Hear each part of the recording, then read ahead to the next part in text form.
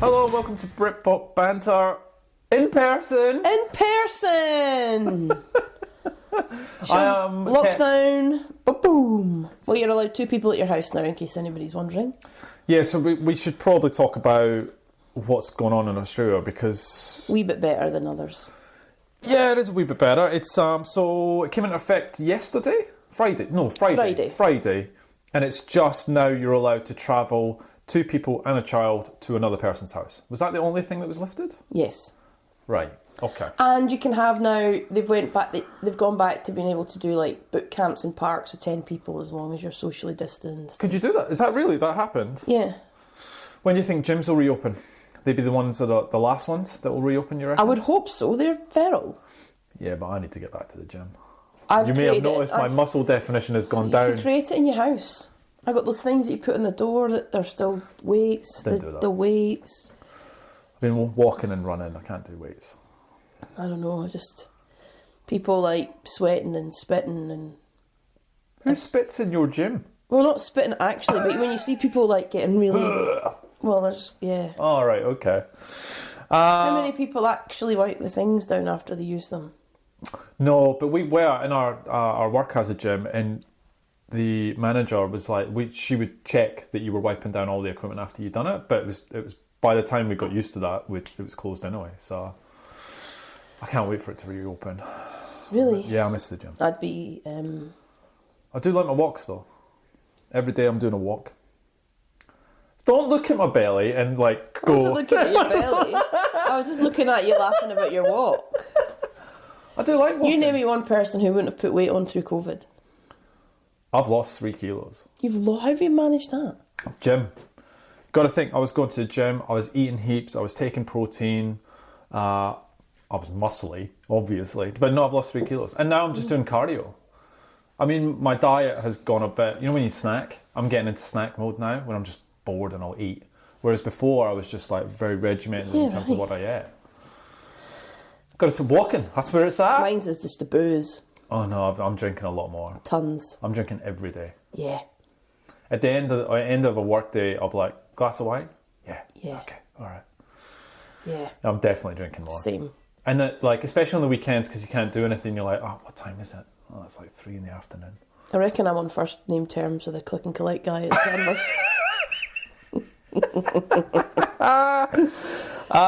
So Twitter and Facebook, we're at Britpop Banter, britpopbanter@gmail.com. All views expressed on this podcast are 100% our own, and while we poke fun at Chris Martin and other artists, we appreciate his talent and sacrifice to create these albums. How do you feel about that? You're going to be me this episode. This is going to be amazing. Everybody just hang on. Kev hasn't been out of the house. It's going to show. Yeah, so we talked about this. Like, this is the farthest I've been away from my house. Like, this is... And how far is that? About 20 minutes drive? 20 Ks? 20 kilometres? Not much. 20... And so it's the farthest I've been out of the house. Because I have been... Next week is 7 weeks working from home. Have I been 8 then? You're 8. So you're 2 months. And so I have lived and breathed this isolation. Like, I've gone out for walks, but I have not gone out. Neither have I. Not and I haven't seen anyone. No. Yeah, so just even coming through your door, I'm like... Do we hug? Do we high five? Do we do the elbow tap? I don't know. And then we just had this like, let's not do anything. Yeah. Let's just talk. Well, I introduced myself again because I thought that was appropriate because that's how I feel I'm going to greet everybody now. Good afternoon, I'm Leslie. I don't know, it's a weird feeling. It is a weird feeling. It's a very unusual, it's going to take a while for it to sort of settle in, and we talked about it, we're not going to rush back into what was normal life. I'm not sure it ever will. I think it will get there. I think 6 months from now it'll be back to the way it was, but it's going to be a long transition to get back to that. Yeah. Like, you got to think, like, restaurants, going to the movies. You know, we just talked about going to the pub. Can't wait to get back into a pub, but not a packed pub. Yeah. You know what I mean? So... Did we ever go to packed pubs now? If we're really honest with ourselves. To be honest, we probably went into a few and went, it's too busy. I'm not standing for that. That's take too long. What is that noise? So are you going back to work anytime soon? No, is the short answer. Oh. So we are a US-based organisation, so there's global... God. Yeah. Everything's globally looked at. I think they'll look... without giving too much away, the organisation I work for is within the medical field, and now that elective surgeries are going back, That's right. there is a chance that potentially Australia will ramp up quicker than other parts of the world, so they may look at it from region to region. Yeah. Still, though, because we need to still, because we still need to make sure that our real critical workforce, who are the people who, like medical kits, who are in hospitals, etc., remain safe. Yeah. It's still easier for office-based people not to be there. Okay. All right, that makes sense. We are, in my work, we're starting to talk about it now, and the plan is going to be shared next week. And so I think, we've got a few thousand people at my workplace. And so how do you maintain social distancing? So do we bring 25% of the workforce back? Do we have one team split working from home and the other one in the office? It's all this complexity. And then you've got people who are still really scared about it and worried about it. And then you've got the other side of that, which is people really miss the social aspect and actually really, really want to come back to work. So it's a really tricky position. Yeah. I saw ScoMo was, he's going, I think it's next Friday is the proper communication regarding restrictions and the timeline for those. So I think if we continue going the way we're going...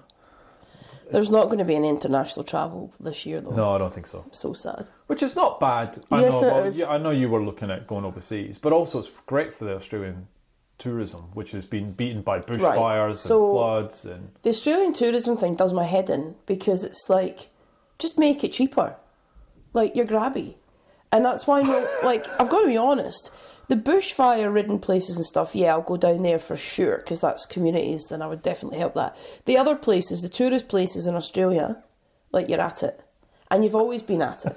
Which is why am I going to spend double for 4 days in the Whitsundays that I can get 2 weeks in Bali?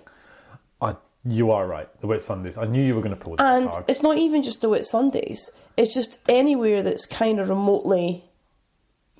you got to get on a flight.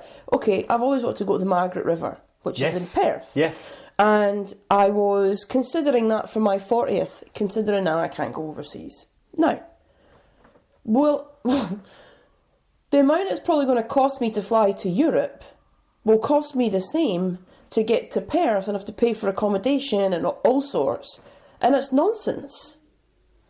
Because now that our other airline is in administration, Qantas will do what they want. Yes. So that'll be $1,000, please, to fly to the other side of the country. Yeah. No. That's a fair point. So I feel that I want to support Australian tourism, and I swear, because now I love to go places, as you know. I always go away weekends. I love a holiday. Now that I'm not going to be able to do that overseas, I will go on holiday. Yeah. If the Australian tourism industry has any sense, or Qantas has any sense, make it accessible for people from a monetary standpoint. Because you're going to have families who've probably been hit by financially and want to get away. Let's just make it easy so that more people can go, and then you'll make more money in the long run. And people will remember how good a time they have and they'll come back. Don't price yourself out the market. Don't make it $5,000 for 2 nights in the Whitsundays. Yeah. Anyway. No, so because Australia's beautiful. It is. And genuinely, if you live in Australia, you really don't need to go overseas to get any type of holiday. A snow holiday, a beach holiday, a city holiday, a winery holiday, a food holiday. Literally, there is no country on this planet has all of that. But yet nobody goes. That's true, it is very expensive. Because it's expensive. Yeah, that is true. So your 40th, is that happening here? What do you reckon? It's going to be here. Yes. I mean, No, it's going to be here. I'm just thinking where. I'm thinking either Margaret River or Byron Bay. Either option, beautiful. I've never been to the Margaret River. I've always wanted to go, if that nudges you in a certain direction. But Byron That's what I'm thinking. Byron is awesome. Because you still get everything. Wineries, scenery, beach. Yeah. November, lovely weather. Lovely, aye. Okay. Are you... let's get into this episode for a second. Are you excited about this episode? Yes, I am. Why are you excited about this episode? Because this band needs spoken about. But every time we've brought up Coldplay or Chris Martin, you've gone off on one. Yeah, that's why. I came through the door and you are bouncing to talk about this band. Yeah, I want to talk about them. Oh. Because there's so much to talk about. Okay. Because their career, their sound, him, like they are so polarising, and I can see why, because they are. Because one minute you put a Coldplay song on, you're going, oh, do you know what? They're actually not bad, talented. Then another song comes on. What is that? Who wrote that? A 5-year-old? And then you get angry, and then you just go, like, people talk about the bloat of Be Here Now. Oh.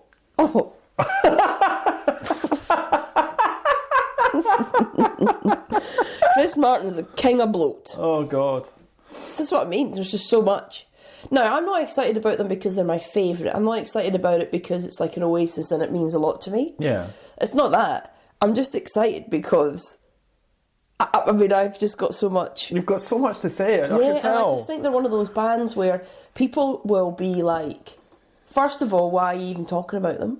Second of all, I actually went through their whole catalogue to remind myself and how they've changed. I actually don't think I've heard such a change from album 1 to last album in a band ever. Like, I talked about Sotsog being... Radiohead? Oh, maybe, but still, they were always a wee bit... you know, like, they were always... Yeah, maybe Radiohead, actually. Maybe Radiohead. But I get where you're going, and we will talk about, because you told me you'd listen to every Coldplay album. I will discuss that. I can't wait. Yeah. Like, I can't, like, because I did the same thing. I just had to cement because my opinion of Coldplay go up and down. I'm not their biggest fan, but there was a time where I did like them. And we'll talk about it. We went to see them and I liked them. And then it went from that to I actually hated them. Like, hate. Come on the TV, get off. And then it's like, but where was that stemming from? And I thought, I cannot make... So have you pinpointed it in that? Yes. I have. And it's tinged with some sadness. Oh. Which I'll talk about. Tinged. Good word, yeah? Lovely, Yeah. lovely. All right, so obviously this week is all about Coldplay and Parachutes. It's a listener pick. But last week, Oasis Sotsog. Off now. What an episode. Yeah, I went off on one a couple of times. Yeah, but you know when... there's sometimes me and you finish an episode and I go, that was gold. Like, that was just such an enjoyable episode. I didn't sense it at the end, and do you know why? Why? Because it just felt like a WebEx, like a webinar. That's why I love this again. Yeah. I'm already more buoyant. Like, it's just hard staring at your wee face on my phone. On the phone. And my headset on, thinking I've just, like, called into a chat show. That's what it felt like. I thought it was a great episode. It was. And you know what? I loved the conversation about it as well. Like, people's views and opinions on Sotsog is so divided, and then throw in the rest of the Oasis albums. Oh, God, it just throws up discussions and, you know, light arguments, and, it's just brilliant. That's what I love about it. You still... Yeah. Oh, no. I still like that album, but I still think it could have been better. Swapped in a couple of the songs. That album, we could have been sitting here saying that was an amazing album. But no, But we're not, are we? No, we're not. No. We're not, because let Liam have his way. Your boy Liam get that annoying, stupid song on the album. Well, actually, his 2 songs, wasn't it? It was the Little James, and what was the other one? I Can See a Liar. He wanted that on the album as well, and he got his way. But I prefer that to Put Your Money Where Your Mouth Is. Oh, no, I like that. I like the end of that one anyway. But look, great episode. I really enjoyed it. So I'm going to pause you, because talking of birthdays, right. I haven't seen you because we've been in lockdown since your birthday. Yeah, God, that was a So while ago. I had gone to some lengths to get your present. I now have it. We're now face to face. There are a couple of listeners who've been on this journey with me. What? Yeah, they have. And you know who you are. And I'll tell the story why in a second once you've opened it. But I can tell you this present has been fraught. with hurdles to overcome. And the fact that I can now do it and give it to you is amazing. So what I'm going to do live on air, Oh, wow. well, not on air, but you know what I mean, Yeah. is give you it. Happy birthday. Oh, thank you. From a social distance. And I want you to see your face when you open this, because This is beautifully wrapped. I did that this morning. And I've seen your wrapping, Yeah, I know. and usually It's a relatively easy shape. it's a square shape. Can't really mess that one up, but it is. I appreciate it. Okay. Nice. And then nice I can paper. tell you the story behind it when you... Gentle. Oh. So... Oh, no way! So, I have been in touch with Mr. Paul Draper, Oh my god! and he has kindly signed Oh a my limited edition god! Attack of the Grey Lantern and an artwork from the album release. And I asked him to write that. I'm gonna cry. So he's written, read it out. Happy birthday, Kevin. Take it easy, chicken. Love, Paul. With a kiss. Yeah. Oh, that's so nice. Yeah. Oh. Yeah. Thank you. That's lovely. That's really nice. I'd give you a hug, but I can't. No. But this is really nice. Thank you. That's amazing. Yeah. So tell me the story. So, Paul Draper had said on Twitter that he had, I think he had like 15 of these albums that he was willing to sell and sign Wow. if you got in first, right? Wow.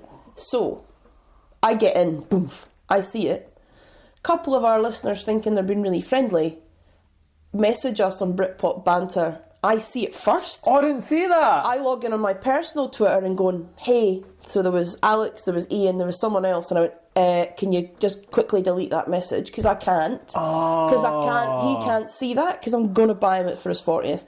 So they come back to me, I'm really sorry, Les. I'm like, delete it. And it happened at least 3 times. No way. People were like tagging you because they know you love Manson. Oh. Untag it. So I'm like literally going through Twitter every day like this.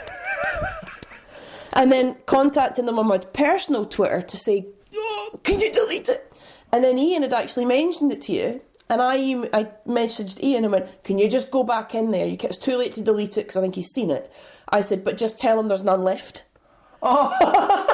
And I think you'll probably see it. So he's like, Kev, I don't think there's any left. And I'm like, and so... Hey, that was good work. Oh, it was exhausting. And I know it's lovely because everybody was tagging you in. Then I didn't think I was one of the people to get it. And then I get an email later from Paul and his assistant Mavis, which is hilarious. And I'm like, will you send it to Australia? Can you post it? Oh yeah, we'll have to look into that. Then they do send it. So after all of that, and then he's like, what do you want written? And I got Take It Easy Chicken because I know that's the song amazing. that got you in. Yeah. And so I said, it's his 40th. And then I get it. They say to me that so I get an email from Paul saying it's been posted. Then we go into lockdown.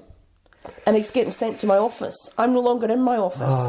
And we have a big distribution centre, things that come in and out. And I'm like, this is just going to they're going to look at that and go, what is this? And then so for the last few weeks, I've been contacting the office regularly to see if it's arrived. Then they say, actually, Leslie, I think there's a parcel here for you. Drive to to the location, to the suburb. Drive there it is. And I'm like, yes, because it was getting panicked. To which point I had an email a week ago from Paul himself going, like, just checking in to see if it's arrived. No way. Like that. I'm framing that. That's going up. So there's the artwork That and is then beautiful. there's the album. And the album inside, look at it, a cheeky look, I'm not going to lie, is, look, double vinyl. Oh. So, thank you. That is really special and really touching. is that my best to date? Have I knocked that out of the park there? You completely knocked that out of the park. Like, I almost cried. I Yeah, almost you cried. did. Amazing. I'm so happy. So thank you to everyone as well who thought about that. Yes. And that was great detective work by you. Did you not? No, I didn't. That's what I'm saying. I had no idea. Honestly, I'd be waking up in the morning, because obviously a lot of our listeners are in the UK. Yeah. I'd be waking up in the morning and there'd be a message. And maybe I was waking up earlier than you, thank God. So? And I was going like that, no. And then So then I never use my personal Twitter, and I'm like that, and I'm not connected with it because you can't send sometimes a message unless you're like following. Yes. So I'm like that. Follow, message, like, hi Ian, it's Les here from Britpop Banner. Can you just quickly go in there and delete that? Because I'm organising that for Kev's 40th and I don't want him to see it. They're like, oh, so sorry. And then he's like, I can't delete it. I think he's seen it. I said, oh, just tell him can you just tell him there's none left? And then he's like, yep. Hey Kev, there's none left. If you go back into the messages, I bet you've got it. And then I'm like, because you actually responded to him, oh, that's a pity. You were obviously like, oh, probably weren't going to part with your hard-earned money anyway. Because I reckon, like that. I remember seeing it and I went, I bet you they're so expensive. I bet you. But anyway. You don't have to worry about that, do you? That's really nice. Thank you. That's made my day. Honestly, that is lovely. And that is getting framed. And it's so annoying because I've known about it for so long and had it. Like, this is May now. Oh, yeah. So for 2 months, this has just been like annoying me because I just wanted to. I'll take a picture and I'll put it up and say thank you to everyone. And then there was like, what message do you want? And I was like, that is genius. Well done. Anyway, how do you come back from that? I don't know. Coldplay. That'll bring you back down there. What about Song of the Week? I love Very Smiths. Do you not Yes. get a tinge of the Smiths? Absolutely. Great song though. So Bluff with Juxtaposed? How do you say it? Juxtaposed? Mm-hmm. Yeah, okay. Bluff are an indie band with heavy shoegaze and new wave influence based in Manchester. This track specifically is inspired by Slowdive and Ride, and the band on the whole are inspired by the likes of Blossoms and Arctic Monkeys. Are we showing our age now that bands are getting inspired by Blossoms? Like, they're a young band anyway, right? Yeah, Arctic Monkeys. Wow. God. Wow. Anyway, Bluff with Juxtaposed.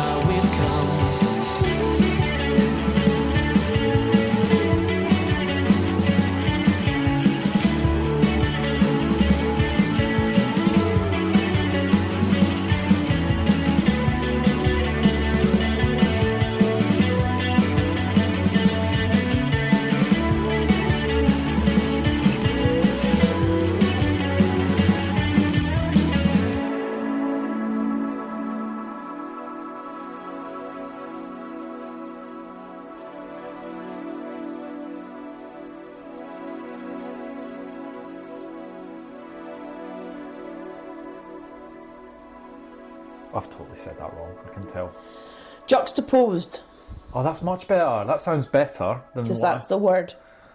Yeah, okay. Sorry, but really good song. Great by song. Bluff. Check them out. Les says.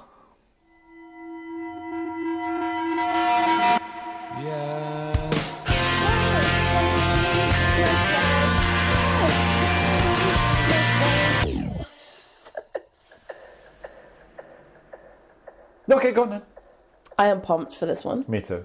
So, it was, or is, Mystery Jets with 1 billion heartbeats, and EOB, the artist formerly known as Ed O'Brien, with his album Earth.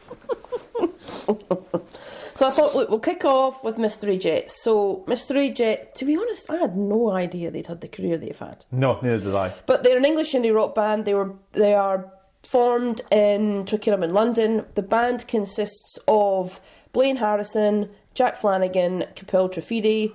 This is their 6th album. 6th? So the other albums they've had, Making Dens Through Time, 21, Serotonin, Radlands, Curve of the Earth, and now finally 1 billion heartbeats. What's really fascinating about this band, and I did a bit more digging than normal, was one of our listeners, Isabel, had reached out and said that she had always been really interested in this band because Blaine, who's the lead singer, has spina bifida, so has this disability, and so has affected him since he's a child, but has still obviously managed to tour and release the album. And to be honest, the release of this album was delayed because he actually was hospitalised. So this album was meant to be released at the back end of last year, and then they had to push it out. But Blaine was born with spina bifida, as I said, so that affects leg muscles, and he's had it since he was young.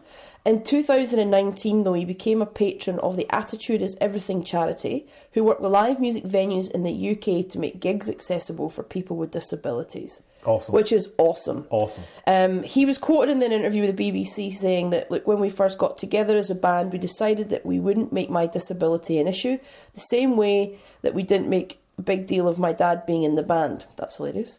We weren't interested in gimmicks. We wanted people to read our lyrics and listen to our music. He said playing live as someone with a physical impairment is sometimes hard work, seen as many modern facilities still don't have the means to cater for disabled people, which absolutely blows my mind in this day and age.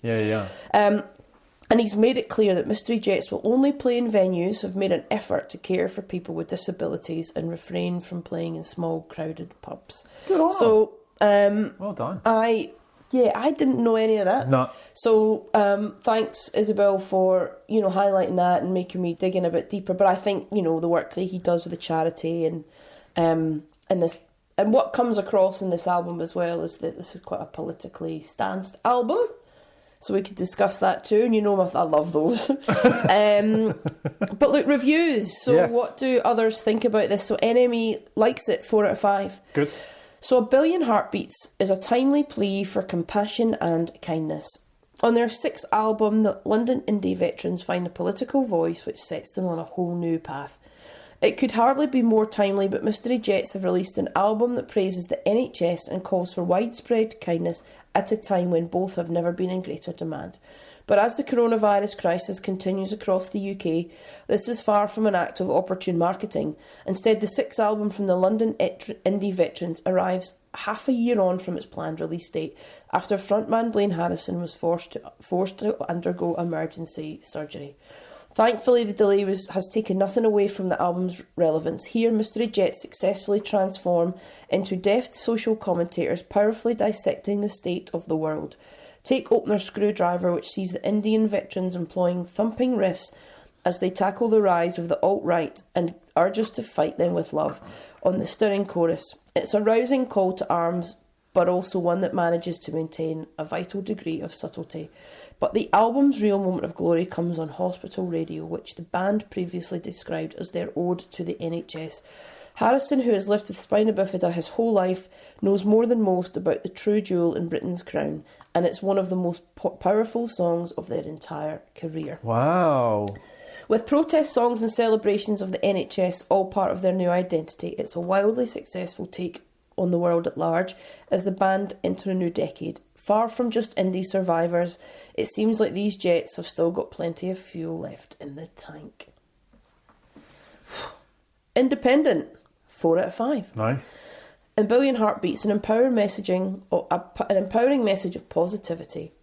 Reflecting on recent years' political protests in the capital, this is an album which sounds as big as its subject matter. You've got to feel for Mystery Jets. The London-based band postponed the release of their 6th album in September, only to release it as COVID-19 hurtles towards peak devastation in the UK. And back in February, their founding member and guitarist William Rees quit. But I hope this excellent album gets the kudos it deserves.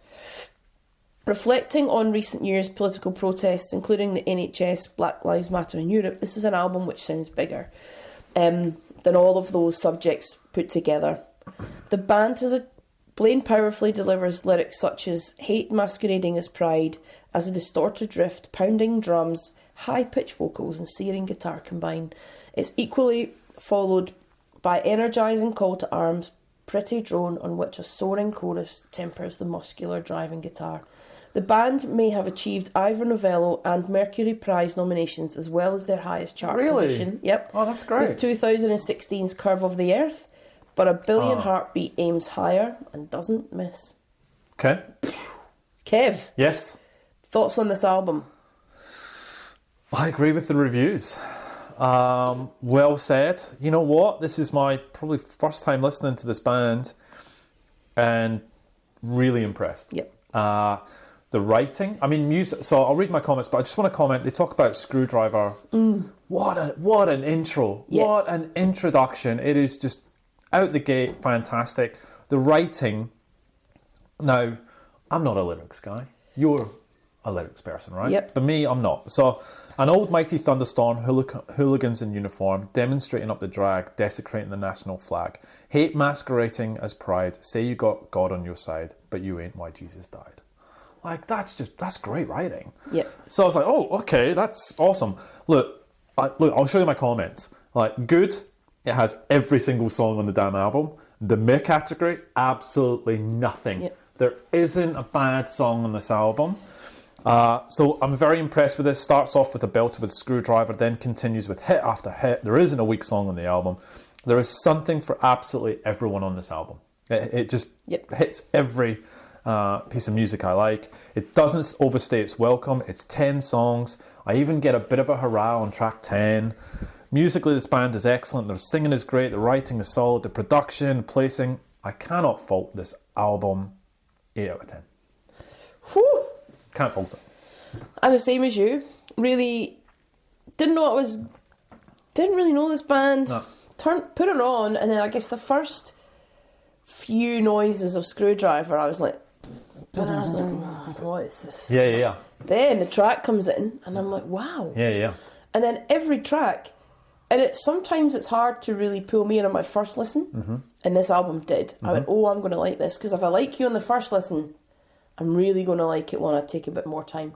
I'm with you. I don't really have any songs that are in the bad category. I don't think there's no skippers for me. The songs that do stand out for me, though, are Screwdriver stands out. Look, Hospital Radio does stand out. I do love the song Cenotaph, but I love A Billion Heartbeats. I absolutely think that's a stunning song. It's my favourite on the album.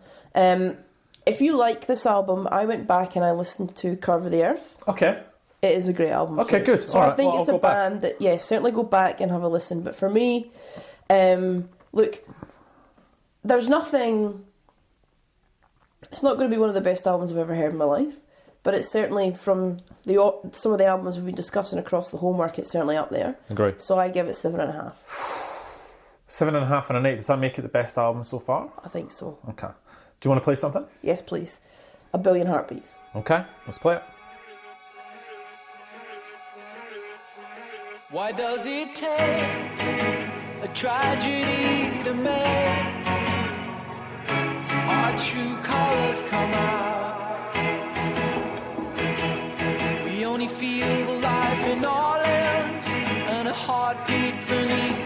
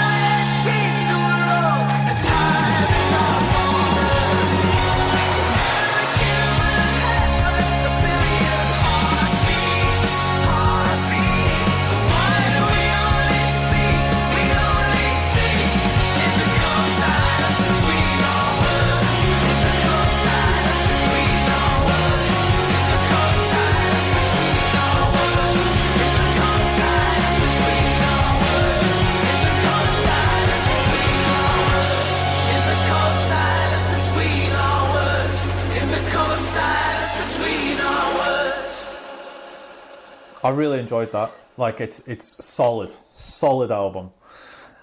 EOB. EOB.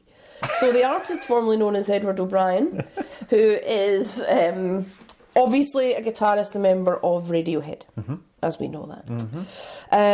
This is his first solo album, and he's obviously done it under the name EOB.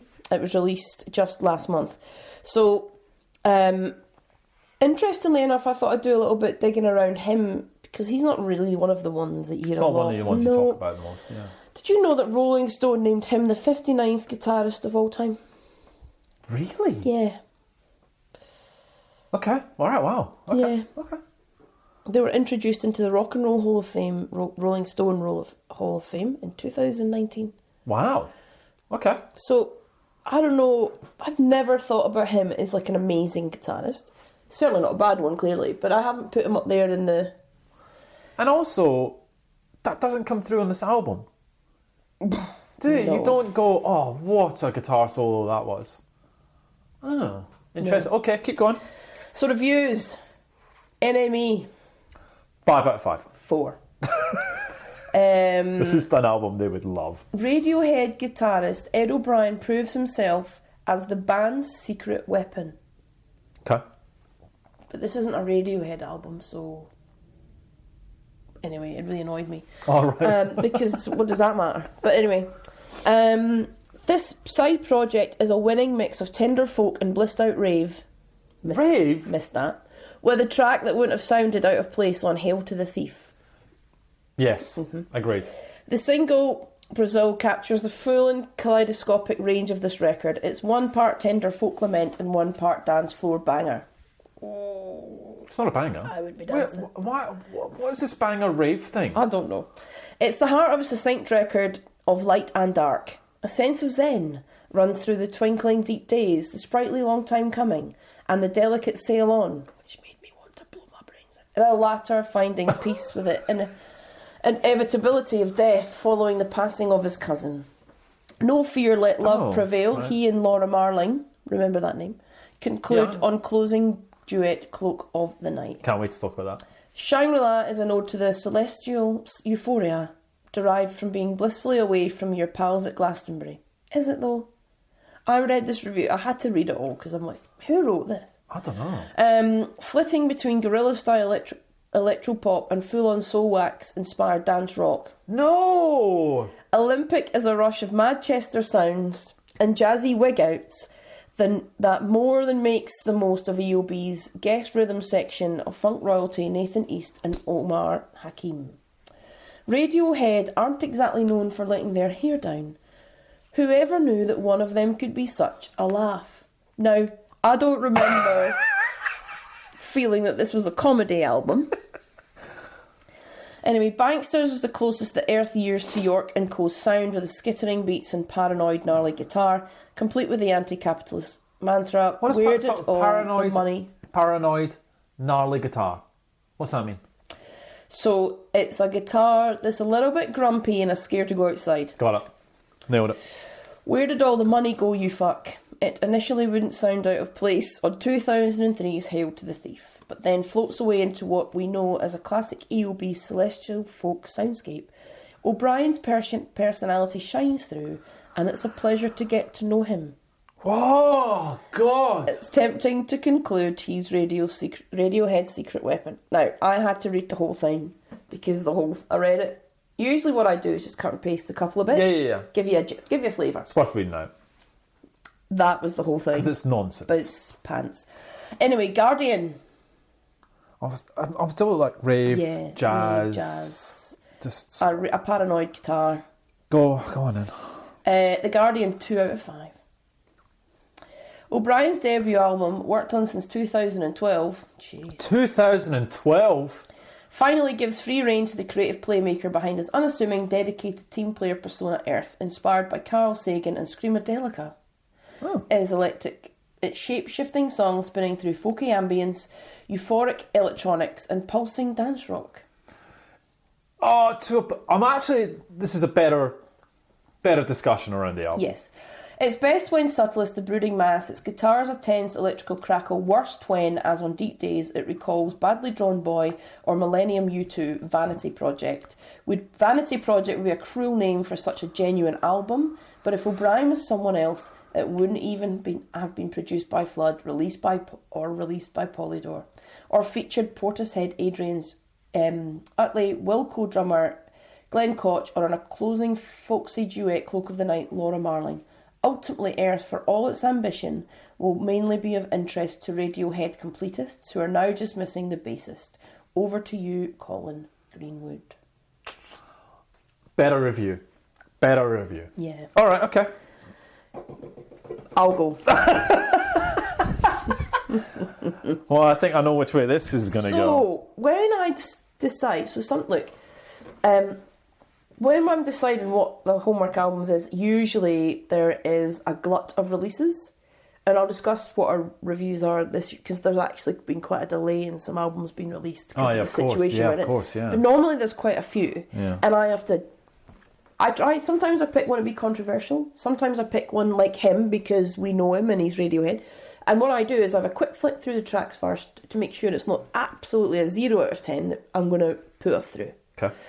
When I did that quick skip through of Ed O'Brien, my initial thought was, I think I'm going to like this. Okay. Well, I was wrong. Because when I listened to it in more depth, if every song was 45 seconds, this would be an 8 out of 10. Oh my God. But they're not. Yeah. They're longer than that. They are. And so therefore, some of the songs, this is an indulgent album. This is just like, what are you? So, Shangri-La is a good track. Brazil's okay. And that's it. Because you're not... Right, okay, so what are you trying to be? Are you trying to be a solo artist, or are you trying to do another Hail to the Thief? Yeah. Are you trying to be Radiohead, or are you trying to be you? Because I can't decide. The track with Laura Marling, I actually do like, because it's different, and then you're trying to be yourself, if that's what you're trying to get across. Because the other ones in the middle, what's that one, Sail Away? That is awful. Sail On. Sail On. Oh my God. So annoying. On and on and on. You're whinging and it's slow and I'm bored. Bye. So, coming off of Mystery Jets, which I enjoyed, this was hard work. And I haven't seen the animated like this for months. And I haven't. I wasn't a huge Radiohead fan when they come into. Yes, latter. And I'm not a fan of Hail to the Thief either. I like that album. And so, for me, it's a 3 out of 10. Whoa! Wow! I didn't get it. I don't get it. I'm clearly not smart enough to get it, but I don't think I need to be or want to be. So, I get it, because I didn't like it that much either, right? And I actually, my God, the first 3 tracks, I really enjoy.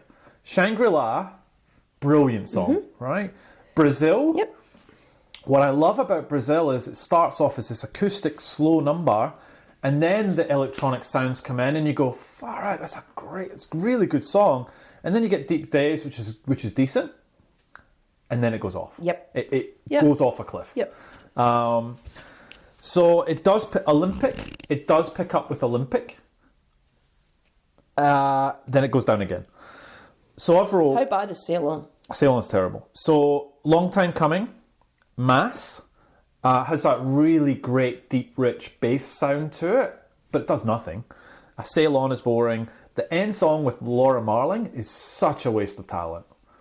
It is such a waste of talent. I don't mind it though, because it's kind of, you strip back, it's kind of like, okay, Yeah, but it's not trying. I think what bothered me with Radiohead as well when it went, it's like, there's all these rich sounds and amazing things, but they're nothing, because they don't come to anything. So it's like, I don't know, it's just, they don't come to a crescendo, they don't break and build up, Yeah. there's just that sound, I'm just going to put that through the whole track and you're going to like it. I don't like it. So I've said it's a weird showcase of what this album could have been, because when it's great, it's really good, but sometimes it's just so boring and dull. And I think it doesn't know what it's trying to be. Exactly what I meant. Like, are you going to be him? Are you going to be Radiohead? Are you going to be what are you going to be? First three, you've had 8 years, Ed. First three, I'm like, this is good. I like this. And then it just, the ones where it's stripped back and acoustic, it's just dull. It's boring. But I don't mind. I kind of like that because it's like you're not just putting wee noises in there for the sake of it. Look, he can sing. He's very similar to Tom York. Like, very similar, obviously. He has a decent range. I think I've wrote down, if he doubled down on the electronic aspects, dropping the acoustic completely, this could have been a much better album. It's not bad for a debut. It is stepping away from the shadow of Radiohead a little bit. No, it's not. A little, because it shows potential. It shows potential of what we could have had. It's not a school report, Kevin. We all had that on our report cards. Actually, that's what it would be. Ed O'Brien shows potential. Yeah, still some work to do. We haven't seen the real Ed O'Brien yet. But 6 out of 10 for me. Average album. Some really good tracks off the album. And I want to play one, which I really like, which is the opener, which is Shangri-La. Yeah. All right, so let's play that.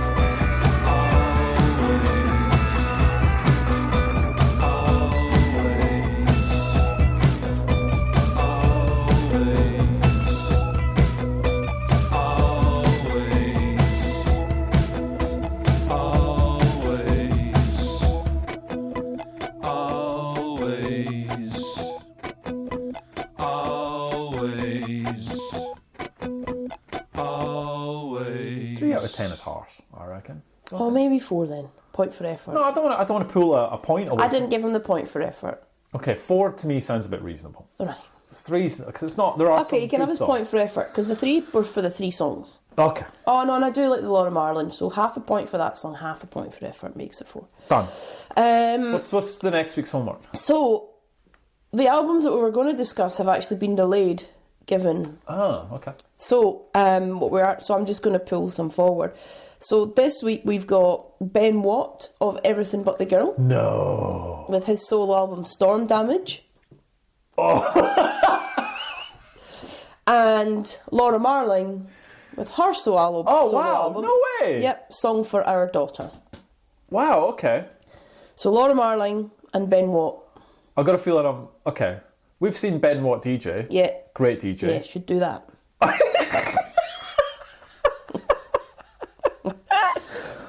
I don't think I'm not looking forward to that week. I got to tell you. But okay. Honestly, totally scraping the barrel. Not for these artists, but we're going to talk about them anyway. But there's not much in terms of albums being honestly, released. you have dodged a bullet because the band we are going to be talking about today have postponed their album release for a month. Okay. So it's coming. But you have dodged a bullet. And actually, there's a couple of releases that are coming up that I'm very excited to talk about in the next few weeks. Okay. There's actually quite, Okay, I'm good. looking forward to it.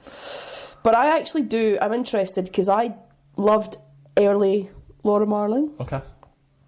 Which I don't think you would like, but I do because it's kind of that kind of music.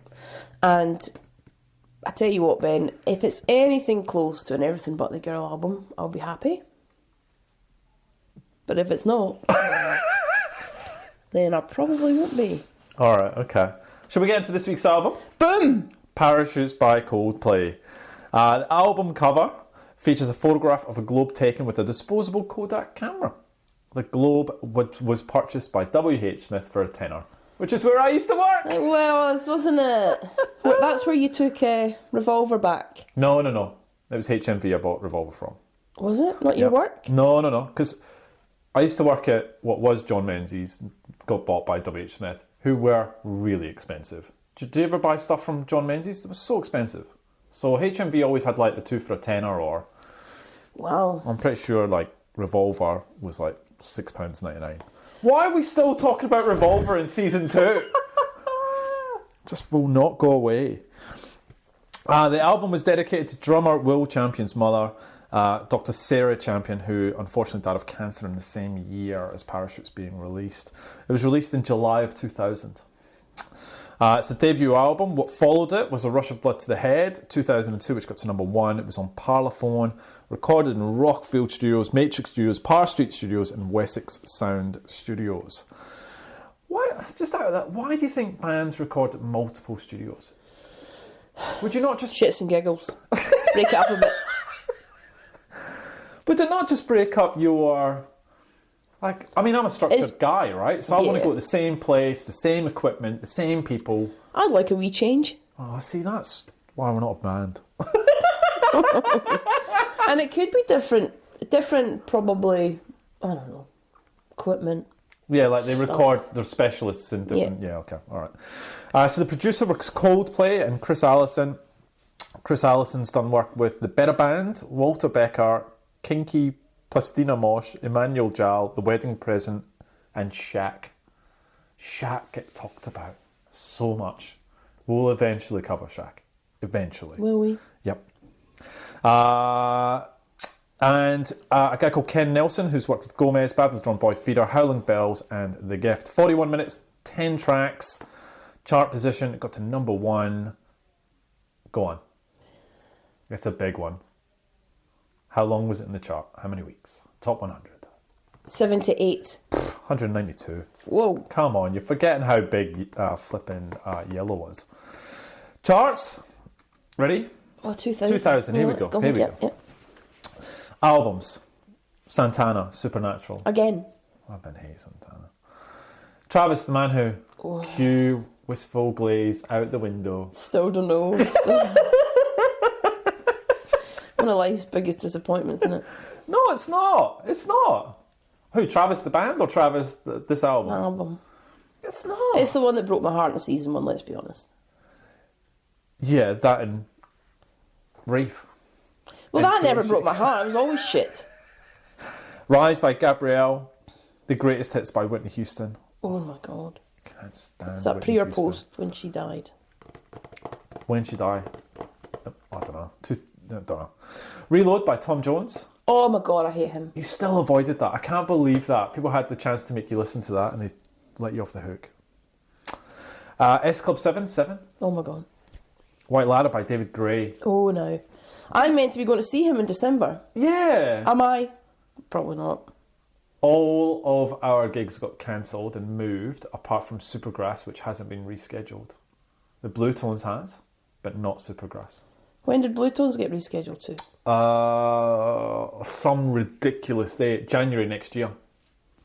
I've got Crystal Method in December, and we've got the Blue Tones in January, but not Supergrass. They've not given a new date, so we may have missed the boat on Supergrass. Oh, can I get my money back? I don't know, actually. We've got to check that. 3, Moby Play. Oh, what an album. Marshall Mathers LP, Eminem, No. and Alone with Everybody by Richard Ashcroft. Oh no, there's an album. No one voted for that album. Well, I might. Oh, okay. Spoiler. Well, actually, But I might not. oh, wow, you really left it out there, the suspense. Singles, It Feels So Good by Sonique.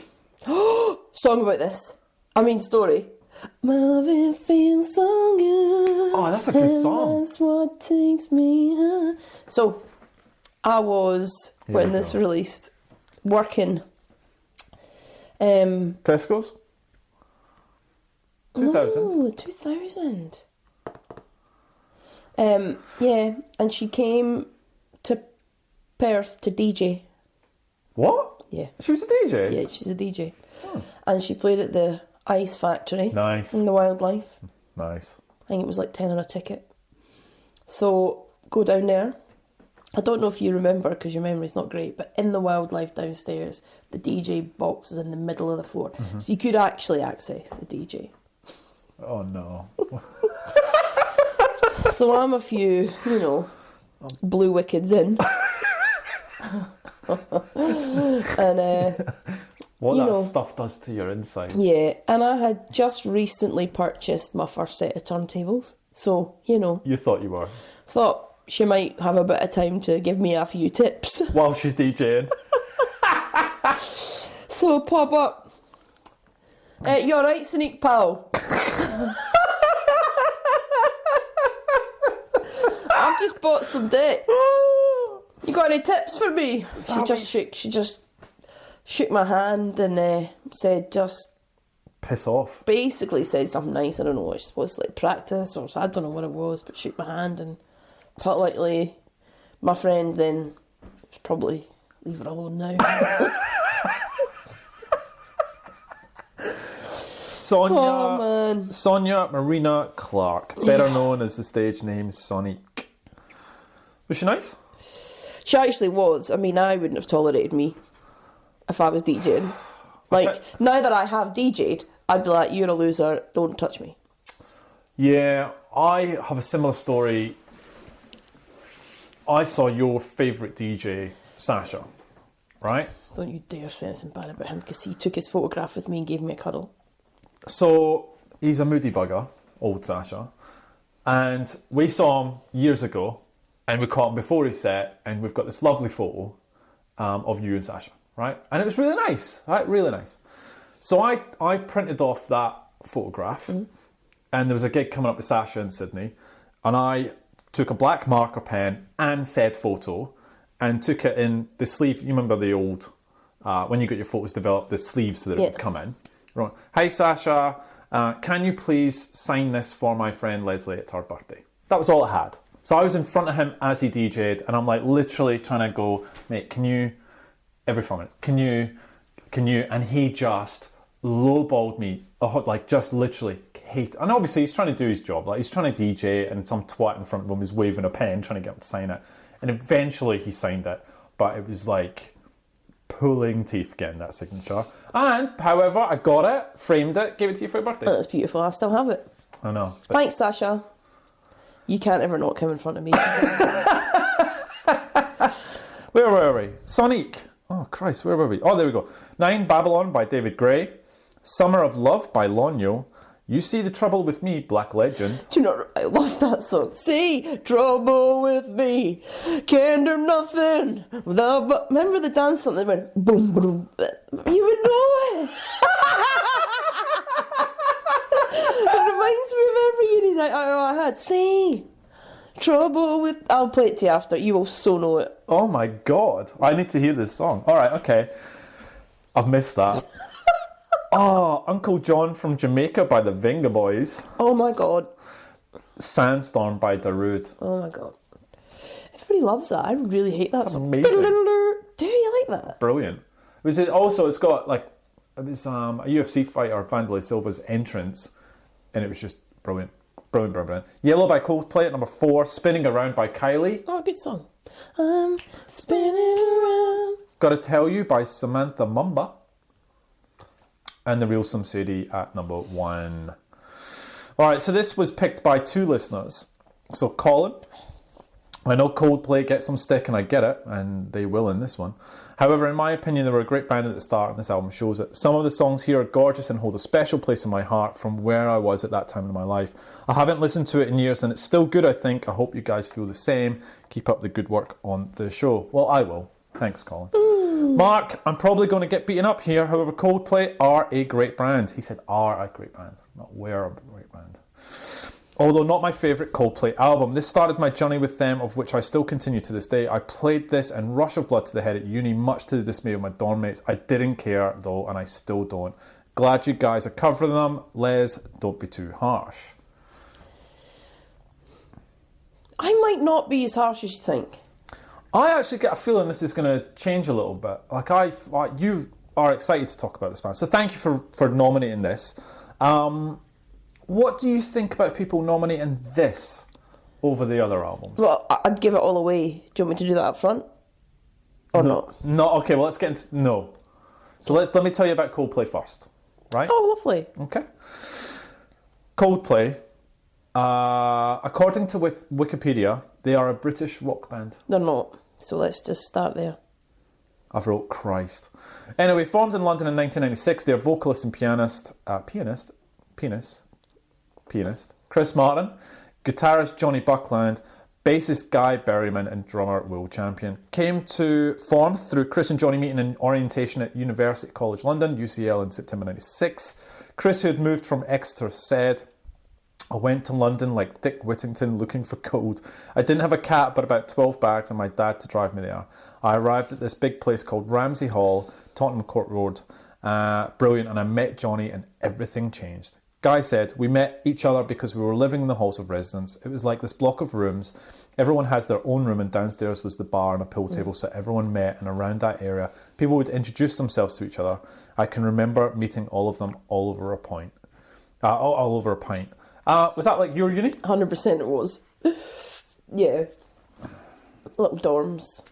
I remember yours. Yours was a tiny room. Tiny room. Tiny room. You had to share the bathrooms. Oh, that'd be horrible. Mixed? Or did they have like female dorms and male dorms? What was that? That's a very good question. Because I met all my uni friends who were female. I reckon they were, I think they were separate, right? there were. There were other ones that were more like flats, but this one. Then you go down to the wee dining room and get your meal every day. So you got your meals provided. What was the food like? I don't even remember. Fine, I think. Like, not amazing, right, but okay. Better than I would have done myself, let's be honest. Because I was thinking about... Because I don't And know... the student union was downstairs, you go for a few pints, and then you'd end up back in somebody's room, and then you'd be creating havoc. While you were talking there, I was thinking about Scottish food, which got me onto... My parents are still here, by the way. Yeah.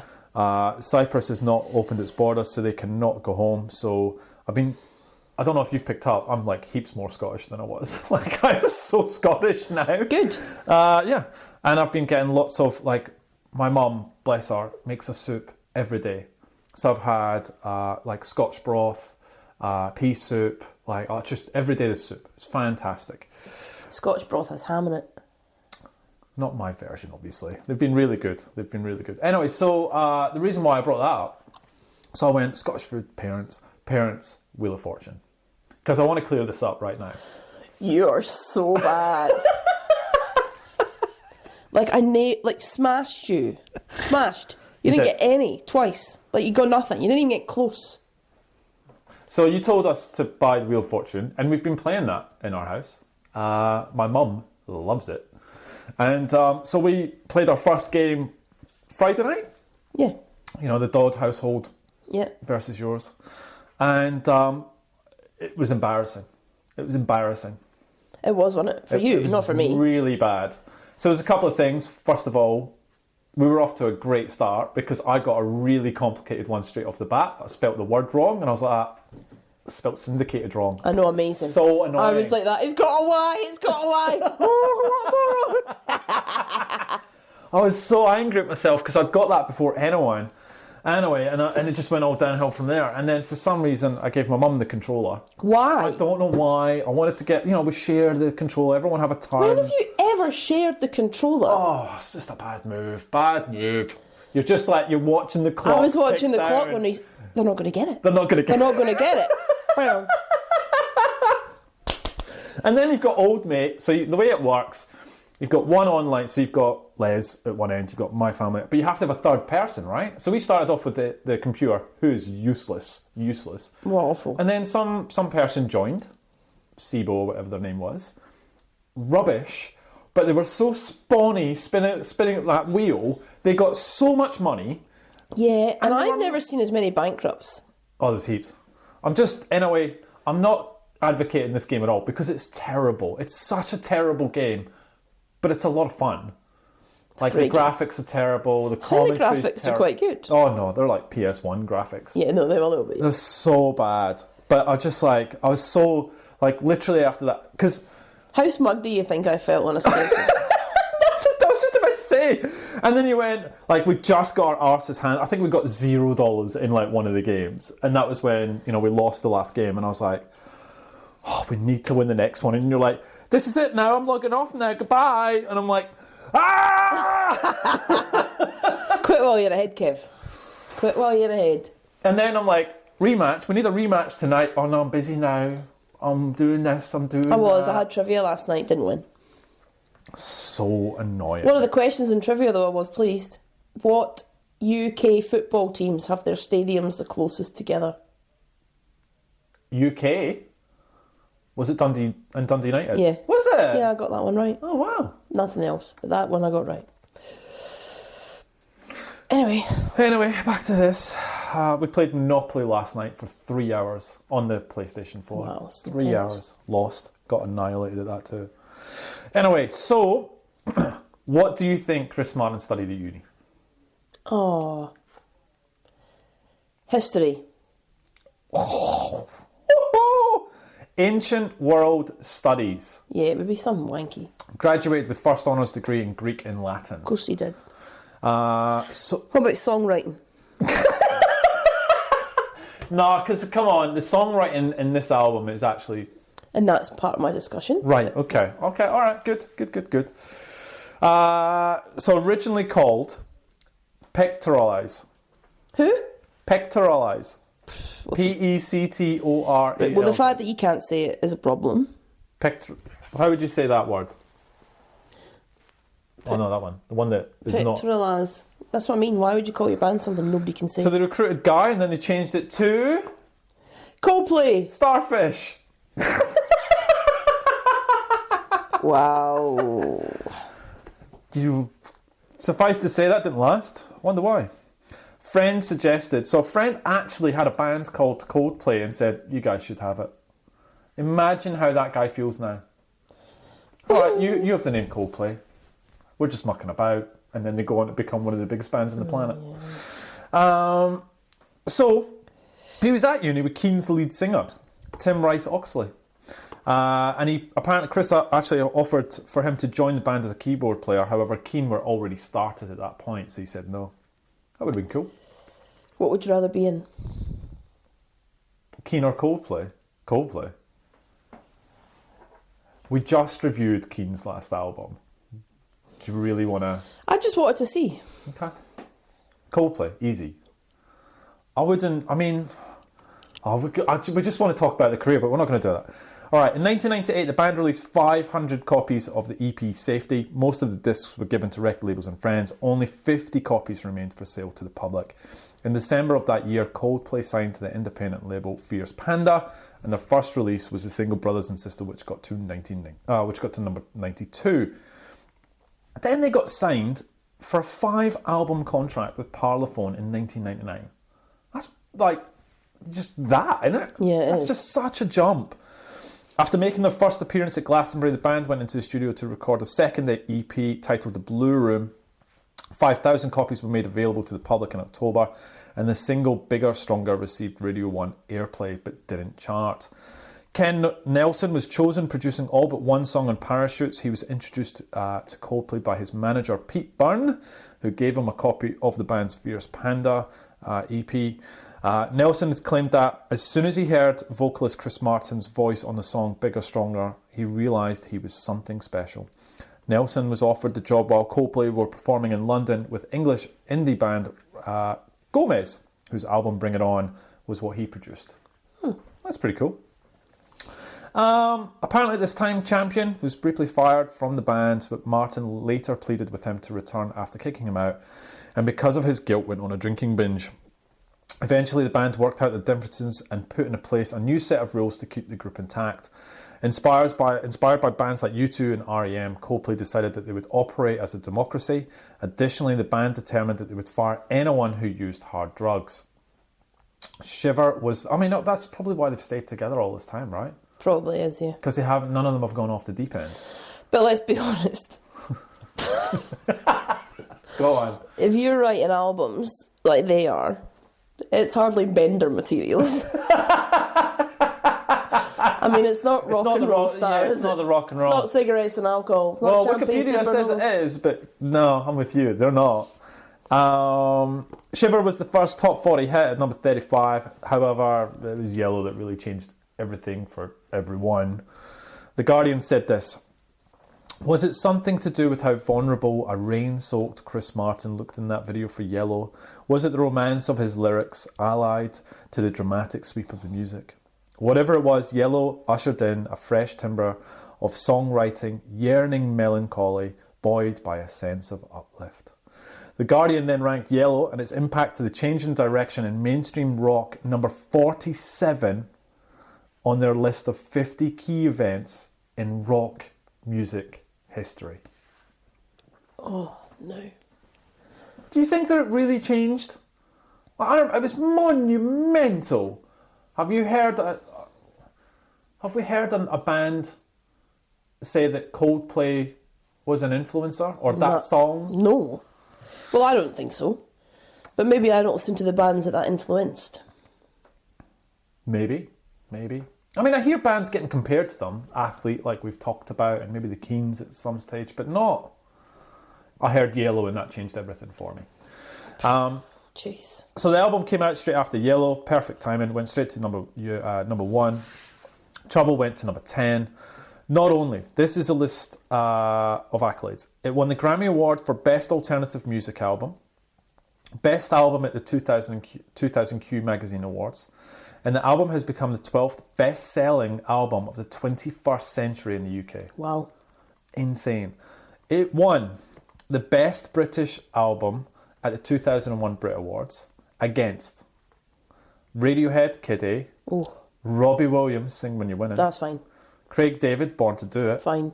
David Gray, Lost Songs. Fine. So you're alright with that? Massively. Oh, okay. As of 2000... Name me the better album in that. Radiohead, Kid A. Yeah, I'm sorry, but no. Okay. I know what I'm going back to listen to. And I ain't kidding. So it got nominated for the 2000 Mercury Prize, but we already covered that in the Doves episode with Badly Drawn Boy winning. It is placed number 20 on the country's list of 20 biggest selling albums of the 21st century and 45 on the list of biggest selling albums of all time.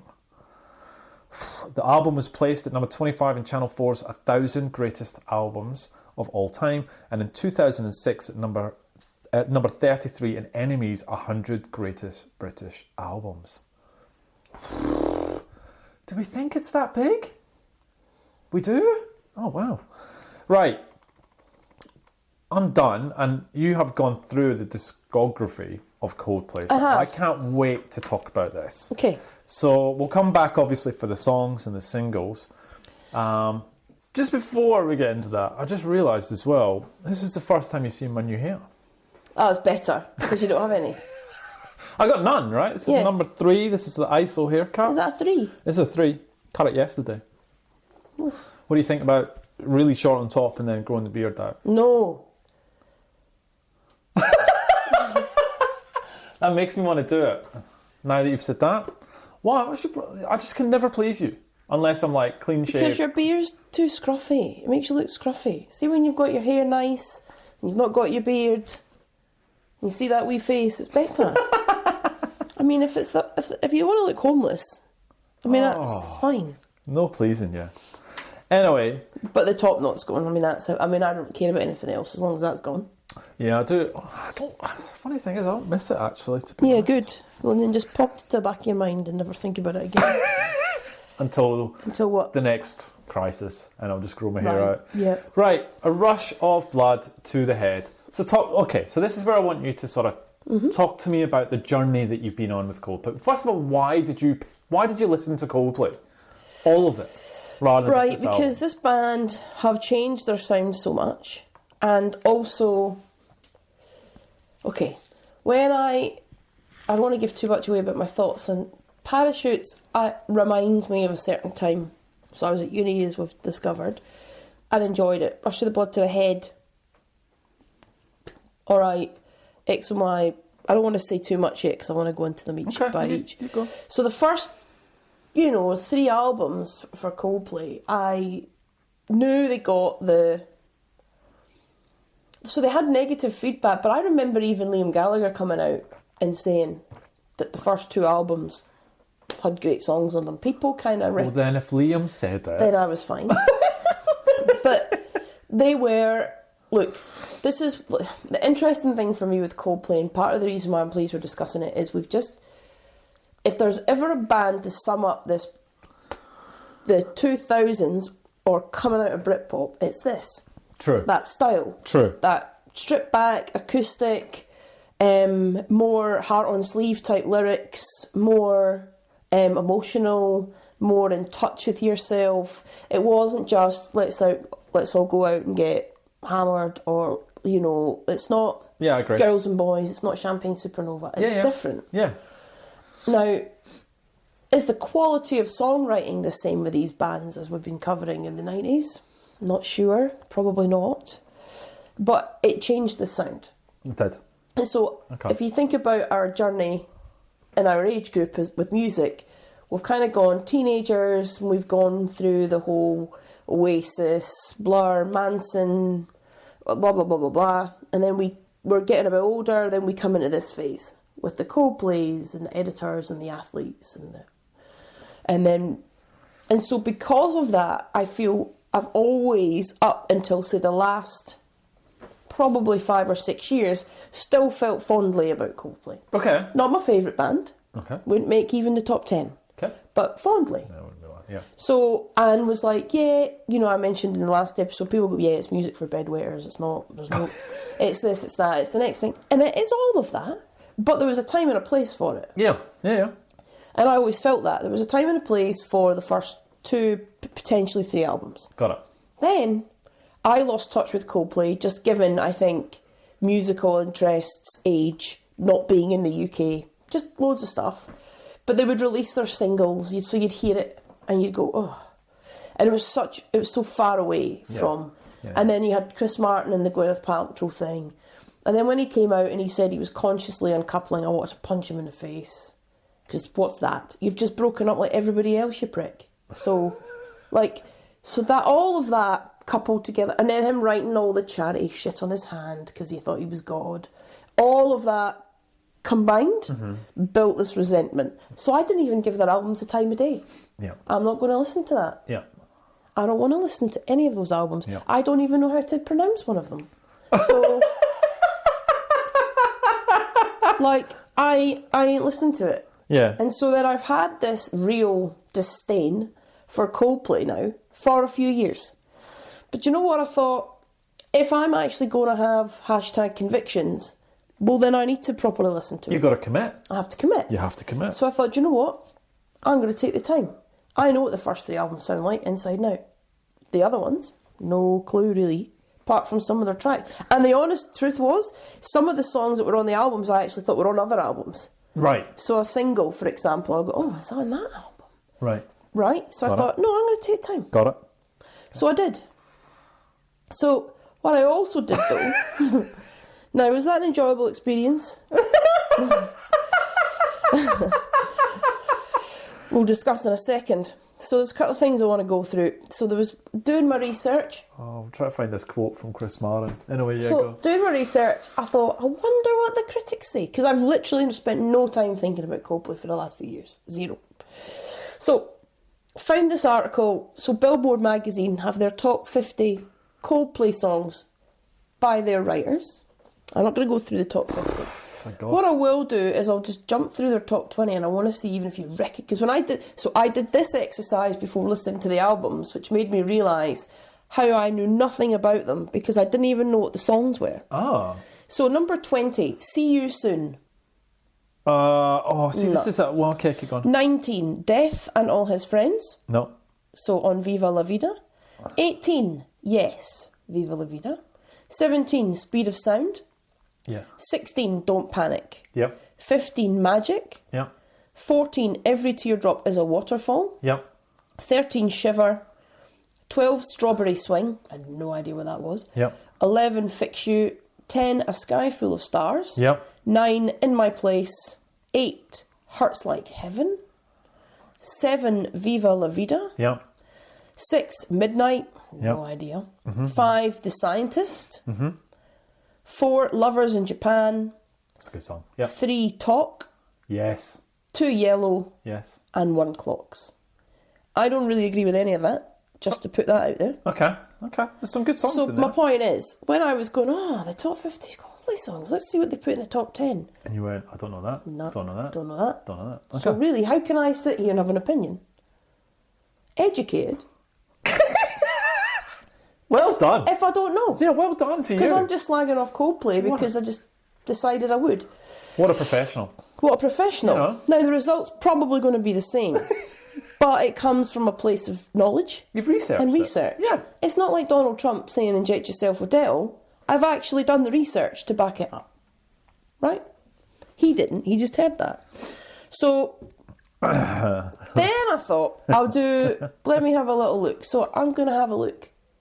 Pitchfork are usually pretty cutting. They are. I'm going to have a wee look to see what they think. Okay. So they reviewed all of their albums. Oh. So we'll start with Parachutes. They gave Parachutes 5.3 out of 10. Oh, jeez. This is very interesting. Is this some re-listening to them again? No, in the moment. In the moment. And the author of some of them does quite a few. So in the moment, 5.3 out of 10 for Parachutes. Rush of Blood to the Head, 5.1. Jesus. X and Y, 4.9. Oh my God. This is where I go, feel like... Yeah. Oh no, they're going to get better. Viva La Vida, 6.9. Milo exclamation isoloto xylophone, if that's how you pronounce it. That's exactly how you pronounce it. 7. Ghost Stories, 4.4. Head Full of Dreams, 4.8. And Everyday Life, as we covered in my review, they gave it 6.8. Not the biggest fans, are they? No, I'll give you mine, not Parachutes, because I'll wait till the end. Yeah, of course. So let me just talk about each album. So Parachutes, which we'll discuss, obviously, in this episode. Rush of Blood to the Head, you asked me when you came in today, we covered the wrong album, didn't we? No. Really? No, we didn't. Oh, okay. Right, so disclaimer, right straight off the bat. No, we didn't. Rush of Blood to the Head, though, for me, does also have similar memories, and I enjoy that album. But not strong, as I first remember. Bit of filler in there. Bit of filler. So, but to be honest with you, some solid songwriting. Clocks is a great song. Clocks, Warning Sign, Amsterdam. Yeah, Amsterdam, no, is awful. God Put a Smile Upon Your Face. The Scientist. Amazing. But Where's a bit thin. It has more depth than Parachutes. Disagree. No. I wish we... You wish what? Nothing. Can't say it now. I don't want to... No, because I think the best part of covering this album is that this is the beginning of the Coldplay journey. And what I want to talk about is why did they move so drastically from that sound? Rush of Blood to the Head doesn't move too much.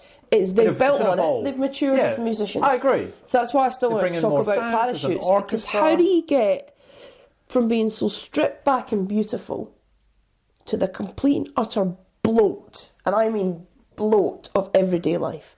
Because it's shit. And the journey gets shitter the further you go. Honestly, if I was them, I've just left station X and Y and I'm about to move to Viva La Vida. Get back on the train, boys! Don't do it! But they do it. They do. So, Rush of Blood to the Head, Pitchfork gave it 5.1. I'd give it a 7. What would you give it? You give it a 7? That's actually pretty good. Yeah, I like it. I'd probably have it about that as well, actually. I got a quote from a Guardian. So a Guardian reader called Steve Brent. Coldplay's second album is the best record ever. Oh, God. Because the law of averages dictate once you smooth off all the awkwardness, noisy jarring bits, ideas that divide opinion, and raw, ugly, passionate things, you are only left with only Coldplay or M people. However, quite simply, no one's ever going to admit to liking M people. No more, because no one does. Oh my God. I actually, this actually, so when I hit Rush of Blood to the Head and it opened, I was like, It's a good album. it's a good album. It's a 7.5. I'm going to stay with 7. Okay, I'm with you. I don't want to be too... I'm with you. X and Y. Right. Pitchfork gave it 4.9. So they're saying that's the third... I like X and Y. I don't mind it. This is when they begin, though. This is their standing on the shoulders of giants. Oh, that's an interesting call. This is theirs. This is where you could have gone... So you've done your stripped back album, you've done your middle ground album. Now you've come out, it's a bit bloated. This is where you begin to get a bit overproduced and the songs are a bit like, like What If, and it's just like woof. They're a bit stadium-ish. You're beginning to cross into that territory, right? I still didn't mind it, but again, that's just because I remember having, I was working in Tesco, I remember not minding it.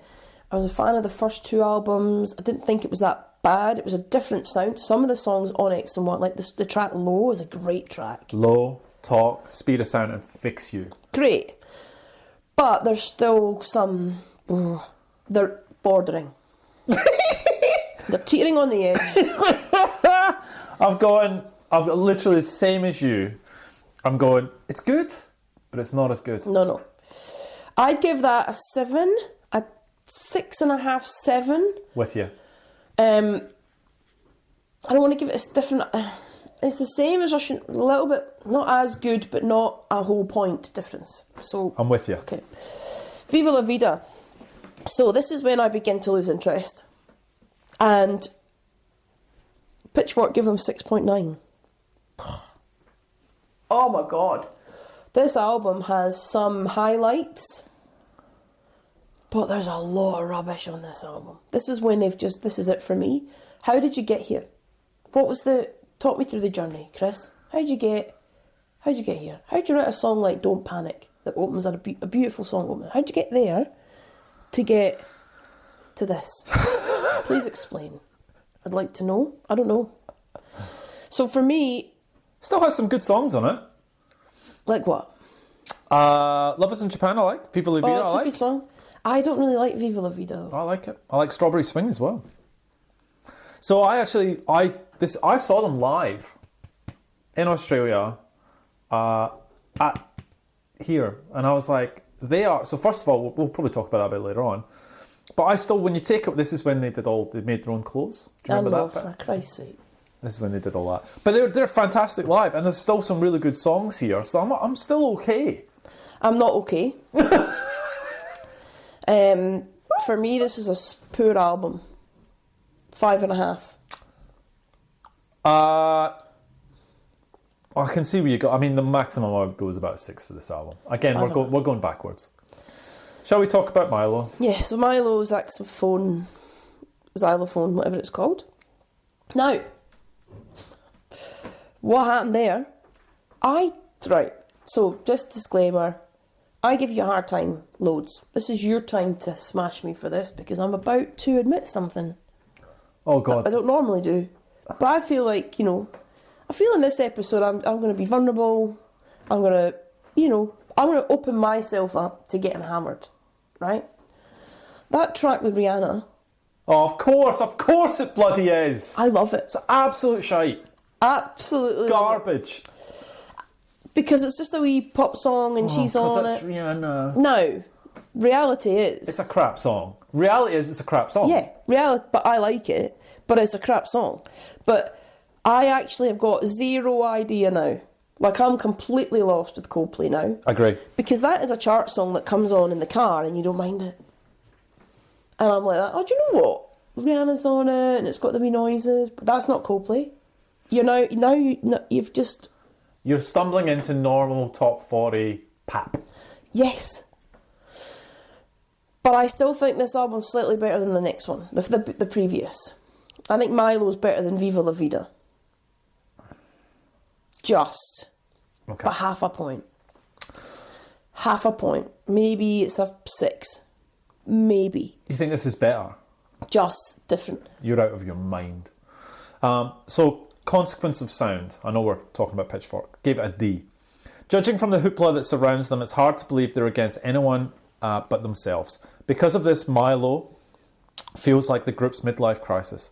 They're attempting to breach their comfort zone, and they're definitely drilling away here, but it's questionable whether or not it's in the right area. But really, does it matter?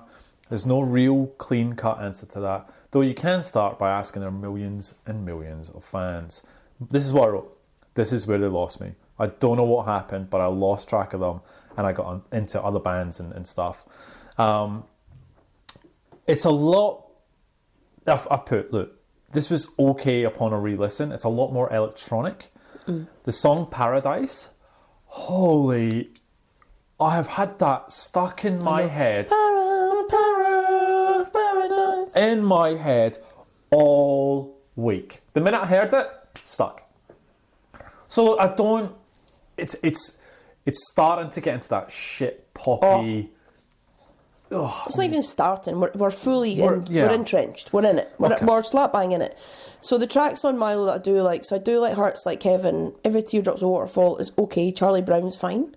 Paradise is like one of those. And obviously I'm a sucker for the Rihanna one. The rest though, like, ooh.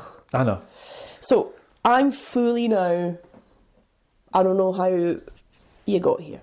Like, Chris, I'm not sure what's going on in your wee head. Bless you, but it's not music. Then we get Ghost Stories. Pitchfork gave it 4.4. Now, apparently this is his breakup album. This is the breakup album. Yeah, just don't write it. Just have a beer. He's got his heart broken. Talk to one of your pals. Gwyneth has broken his heart. Just talk to your pals. Don't release it for public consumption. Because you've lost me now. Do you not think there's some nice songs on there? There are some nice songs, again, but tell me this is not an indulgent... Do you know what really pisses me off about this album? Go. Is that you have used this album, Chris, to get over your heartbreak, and you know thousands and millions of people will buy that, so you're going to make a ton of money off your... But yeah, I didn't even put any effort in it. You release a fucking awful album... Because you know people will buy it just so you get over a breakup. If that's not self-indulgent, and excuse my French, I don't know what is. Because you know what you've done? You've released 9 songs. And I'm not usually like you that you need to be this amount of album songs and blah. But that's a piss take. 14 minutes, 9 songs, getting over your heartbreak that you know millions of your loyal fans who've stuck with you since Parachutes. Now, I don't know if there are any of them left, but... and then you give us this. I mean, Ink has got to be one of the worst songs they've ever written. Ever. Like, Magic's cute. Magic's alright. I like It's Magic. cute. Midnight, it's actually Midnight's good. It's kind of nice. I like it. Skyfall That's Stars, it. it's okay. It's alright. It's just all the same. This is where I lost Coldplay for good. We're done now. We're done. We're so done. So, Chris, Well, we're not done. you had a breakup.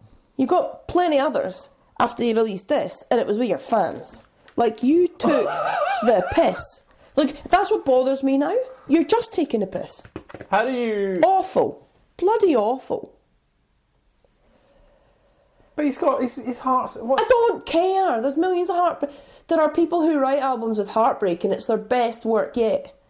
I'm not her biggest fan, but Adele wrote an album with a heartbreak and people bought it in the millions. And to be honest, it wasn't that bad. If you like that, she wrote all of... But that was just... She wasn't taking a piss like him. What were they? And the lyrics and the songwriting. Believe in magic. I still do. Of course I do. Did Apple write it? Is that what happened? Daddy, I'll write your album for you. Not that you deserve it, because you named me after a fruit. But I'll try. Dick. So, anyway. Well, it took us a while. It took us a good hour No, and a we're half not or something finished to yet. get- Oh, So, then we get to Head Full of Dreams. Oh. Holy smokes. This is worse than Ghost Stories. Agreed. Jesus. agreed. I mean, what? Just, I need to understand, and I really want to have a sensible conversation. I have to know, as a musician, and we'll go back to Parachutes, how do you get from that? Because, I'll be honest with you, I really, really, really like Parachutes. Mm-hmm. How do you get from that to this? Now, I appreciate there's been 15, 16 years in between. Honest to God, like, tell me a song that you like on Head Full of Dreams. Go. There's only one. Okay. Adventures of a Lifetime is alright. Yeah, same. And do you know why I like that? The guitar. Because after a few beers, it sounds like a wee Irish fiddly dee, and I have a wee dance. And do you know why I like it? For its novelty value. I don't like it for good songwriting. It's because it's funny. And it makes you laugh. I shouldn't be laughing, Chris. This is not a joke. Awful. That album is absolutely terrible. And it's the same sound. That fiddly dee, that weird sound. The whole album. It is. The Daily Review, 3 out of 5. A Head Full of Dreams is a pretty solid album that will satisfy the band's legions of fans without pushing to alienate any of them. Coldplay seem to have settled into their groove of making their own brand of music with little regard for the critical response. The result is that A Head Full of Dreams, by a considerable distance, is the band's most poppy album to date, but it's also their least interesting. 100%. Yeah, that's what I really do. I don't like that. I don't like it at all. I hate it. It's too poppy, way too poppy. It's cheesy. Like it's gone in. Like again, you're Cheesy. I mean, now. Everyday Life is not cheesy. What? okay. So then what they've done? So they go, We need to be. We've gone too far. we've gone too far. We need to bring it back. You know, we've done the songs with Rihanna now. We've done the songs Done it. with Tove Lo. We've done all that. Don't crap. need to sell out anymore. No, I've done that. And guess what? We've made bags of money because those gullible fools bought my breakup album. Even though it was 40 minutes long. Yep. With 9 songs. So do you know what? Let's go back to our roots. So they probably had their democratic vote on that in their band while they stitched their linen trousers, while donating to Oxfam, while eating their vegan food. That's what they probably did. Don't knock vegans. That's what they did. Let's go back to our roots because, you know, we're capable of great songs. We wrote Yellow. We wrote The Scientist. We wrote Don't Panic. We've got this. What we should do is make it like a concept album, like a double album where it's like, let's just think of something that we really want to talk about. Yeah, I'll vote for that. Good idea, Chris. Then they gave us Everyday Life and I wish they hadn't bothered. You rated this more than I did. It's actually good. Did you try listening to it again? It's awful. But when I said rated more than you, I think I gave it 4 and you gave it 3. This is not like I gave it 7. I said it was the worst album we've listened to in this entire show. It is self-indulgent pap. Yeah. So I went back again and I gave it a 4. I've gone back, I've given it 4. And that's pretty much, I think you gave it a 3 or a 4, right? Yeah. But I tried to listen to it again and I can't do it. I can't, it annoys me because it just... The song Orphans is it for me, that's it. Church is good. But there's actually I think Trouble in Town, is it? Not bad. No, that's I don't mind that. No, it's not good. But it's like you can. I don't get it. So anyway, that is basically the sum up of their journey and my feelings. So Made you you thought angry. I was going to be all happy. I thought, yeah. So I am. Let's talk about. I want to hear why. For you think we should have spoken about Rush of the Blood. I like it. I think it's a. We're going to get into the tracks with parachutes. I like that in A Rush of Blood, it's this bigger sounding album. They've got access to more resources. I also have a really fond memory of some of the dance remixes around their tracks. Like, some of our favourite artists remixed their stuff, but not a lot of it came from this album. It was post this album. So, there's that kind of... I don't know. I don't know. I thought it was a better produced album. Do you want to know an interesting fact about the song "Sky Full of Stars"? Do you know where the video was recorded? No. King Street. Really? Yeah, because that's right. You walk down the. Yeah, and because if you listen on Spotify when that album finishes, the next tracks are live at the Enmore Theatre. Ah. He released that. And I remember "Sky Full of Stars." This is actually like a kind of sad story. So when I first came to Australia, there was a company I worked for and they helped me get my permanent residency and they were amazing to me, and they were a family, like husband and wife run business. And she's always been like a mentor to me. And then the husband sadly passed away. Oh. So I went to his funeral, and it was around when this song was released. His kids at the time, one was 17, one was 15. Right. And they put this kind of slideshow presentation thing of all these photos of them as a family, with that song in the background. Ah, right. And I remember going, wow, for them to have the courage to do that and stand there, and I just remember thinking that was okay. But it's probably the only emotive feeling that you can have to any Coldplay song after X and Y. I think everyone. Well, actually, when you sort of say that, it's kind of... Everyone is going to have a connection to Coldplay some way, shape or form, right? And maybe that's been the career that they've been on because, with my wife, I remember, and that's why we went to see Coldplay together, because X and Y and A Rush of Blood they're nice songs that you and your partner may like, right? Then you've got a breakup album, which probably resonates with some people as well.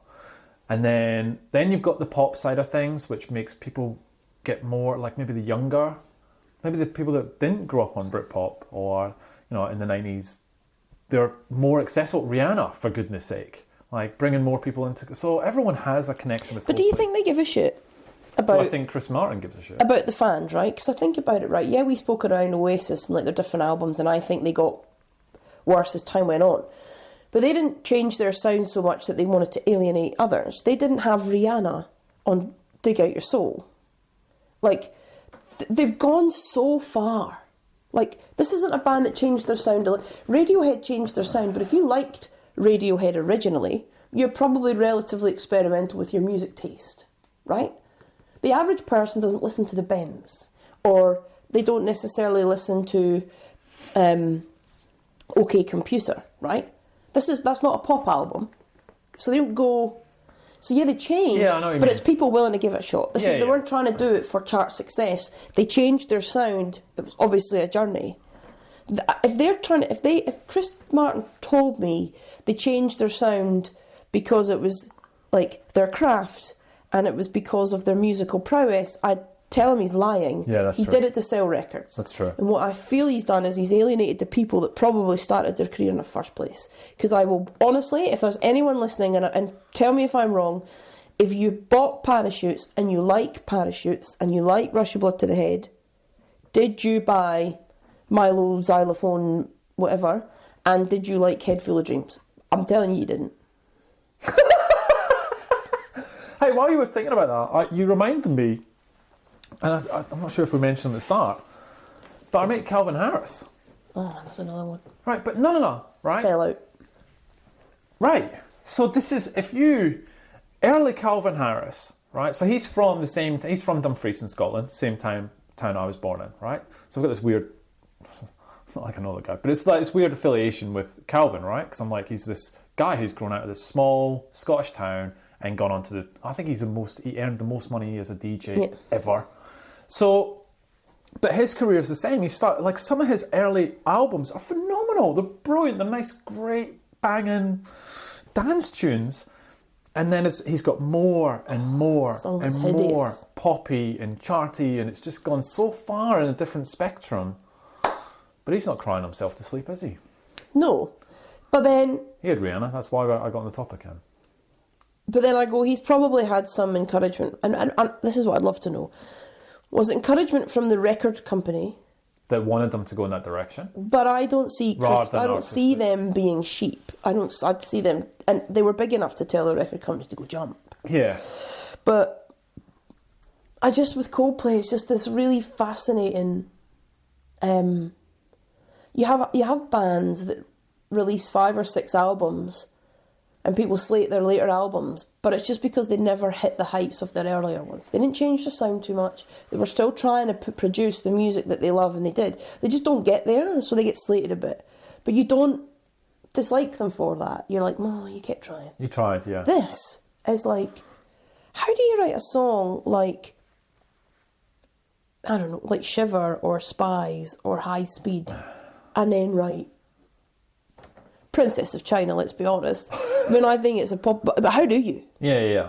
That's a good point. And that's why with Coldplay, so as much as you might have thought I was going to be here and be positive, I'm not. The one thing I will say about Everyday Life, which I wanted to get your take on, right? So I found an article, BBC with Chris Martin. We're not touring this album, frontman Chris Martin told BBC. Cool. We're taking time over the next year or two to work out how our tour can not only be sustainable, but how it can actually be beneficial. All of us have to work out the best way of doing our job, he continued, saying the band wanted their future tours to have a positive impact. So this is also, BBC. Staging a world tour isn't as simple as bunging Chris Martin and his bandmates in the back of a minivan with a map and a year's supply of digestives. That's pretty funny. In fact, the band's last tour, the scale, employed 109 crew, 32 trucks, 9 bus drivers who travelled 5 continents, playing to 5.4 million people at 122 concerts. There's no easy way to calculate the band's carbon footprint, but the music industry's most recent figures suggest that live music generates 405,000 tonnes of greenhouse gas emissions in the UK every year. That's pretty mental. Like, that's the scale and size of Coldplay now. I know. And we saw them live in Glasgow.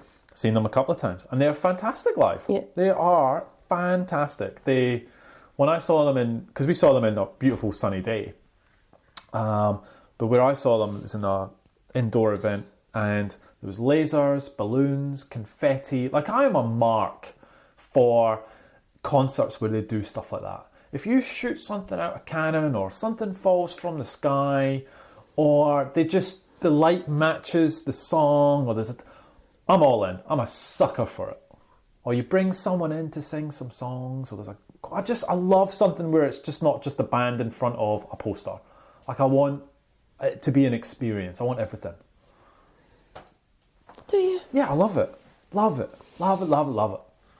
You know what? You like it stripped back? Depends on the band. Right, okay. Rage Against the Machine. Right? Saw them. Boring as batshit.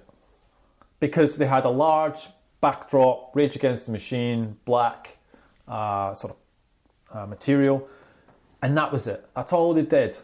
Now, the music was amazing. Don't get me wrong, the music's amazing. And I'm glad to see them. But as a concert, it was boring. Yeah. I was the same with Kings of Leon. Oh, yeah, I've heard Nothing that. in the background, and they don't even speak. So they just bang out the song. Don't So even- bang, bang, bang, bang, concert's finished. Yeah. And you're like, oof. Got to acknowledge the crowd. could Give have a put little the bit CD of on. banter. Yeah, no, same. Shall we get into some of the tracks then? You Yes. finished on your Coldplay journey? Well, was it, yeah, I think I covered that. I'm with you though. The first half of Coldplay's career, I cannot fault. Like, I know they're cheesy and this and that and next thing, but they wrote some cracking songs. But then towards the end, It's awful. It's awful. But it's beyond awful. It's like terrible. Let's get into some good music. Let's do it. Don't Panic. Beautiful. I haven't listened to this album in God knows how long. And it just took me so back. Same. It's refreshing. It's a nice, simple, short song. It's lovely. The soft drums. I love this song. I know.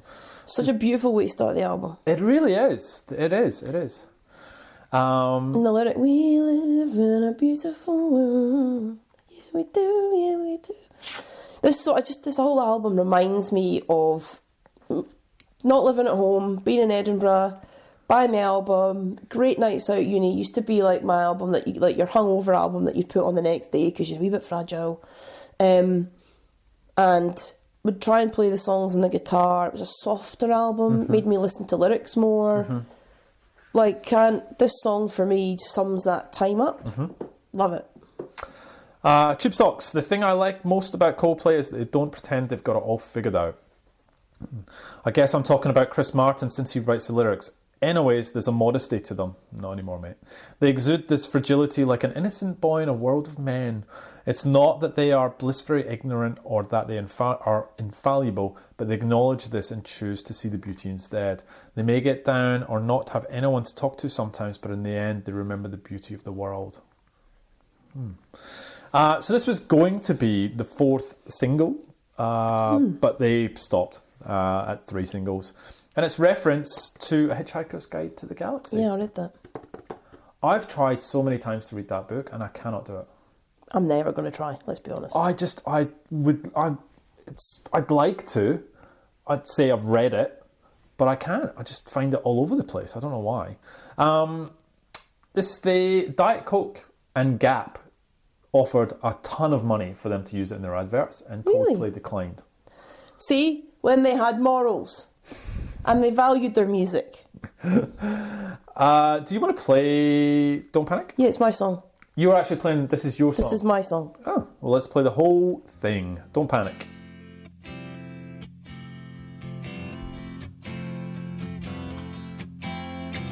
Bones sinking like stones, all that we fall for. Homes, places we've grown, all of us are done for.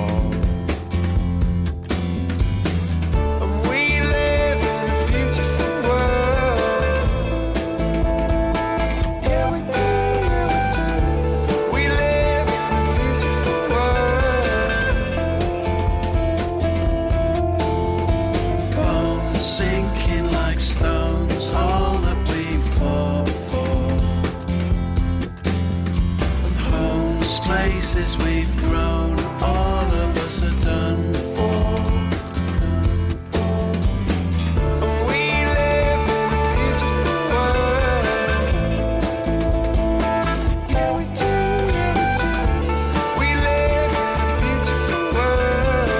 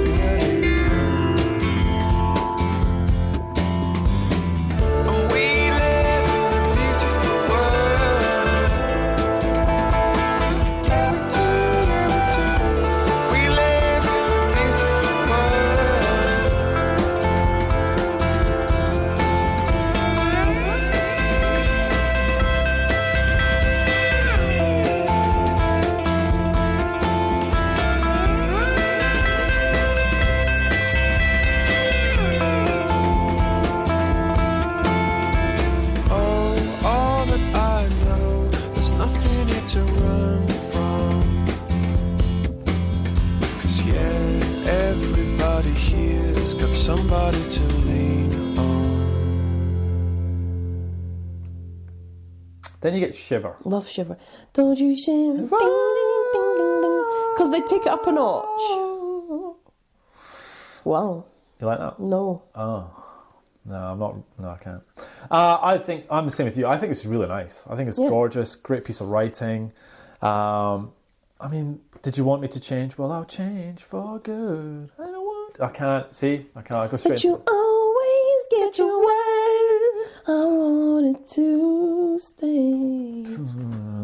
Oh, it is. Apparently, so according to Martin, the track was written for a specific woman in mind, but he never told who. Many said that it was Natalie Imbruglia. I mean, that man's punching at the best of times, but moron. I actually don't know how he's managed it. I mean, he's not a looker. Let's be fair. He's an alright looking man. Right, but he's no, like, he's just average. Look, you're Making his homemade yogurt in his linen clothes. You've just been spoiled because you've been sitting so close to a beauty for so long. That's it. That's exactly right. You're tainted now. I can't believe I didn't think of that. Exactly. Jesus. Exactly. Let's play a bit of Shiver. If you can,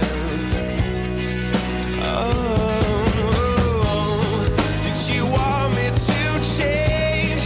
Well, I changed for good, and I want you to know that you'll always get your way. And I wanted to say, don't you shiver?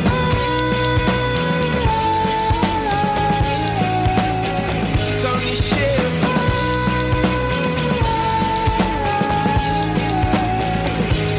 Sing it out.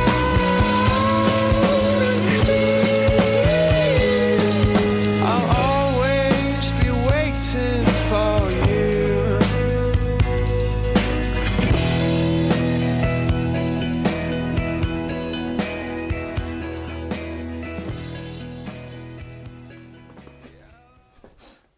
Spies. Beautiful song. Lovely. Lovely. Guitar's excellent. Look, Chris can sing. And the way he hits his notes, it's fantastic. The build up to the 3-minute mark. I've actually written, God, I forgot how good this song actually was. This is Caught Your Rainbow. This is a brilliant song and allows a lot of different interpretations. It's one of my favourites by Coldplay. The Spies can be a metaphor for any sorts of fears you have that cause you to worry constantly and maybe get a bit paranoid. For me, the spies are actually just other people around you. It can often seem like they're spies that I have to hide my personality from because I'm scared of their reaction. The bit at the end with the realisation that it's actually they can't touch you because they're just spies is so touching and makes me feel much better about conquering these kinds of fears. Oh. Lovely. This is my song.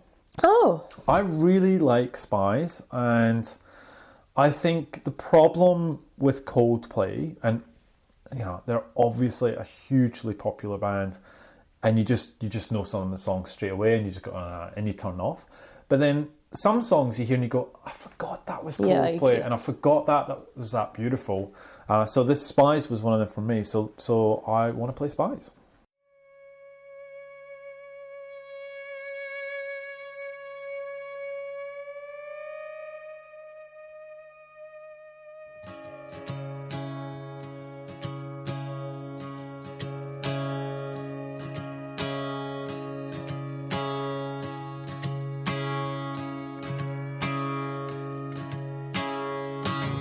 I awake to find no peace of mind. I said, how do you live as a fugitive down here where I cannot see so clear? I said, what do I know? Show me the right way to go. And the spies came out of the water. And you're feeling so bad, 'cause you know. And the spies hide out in every corner.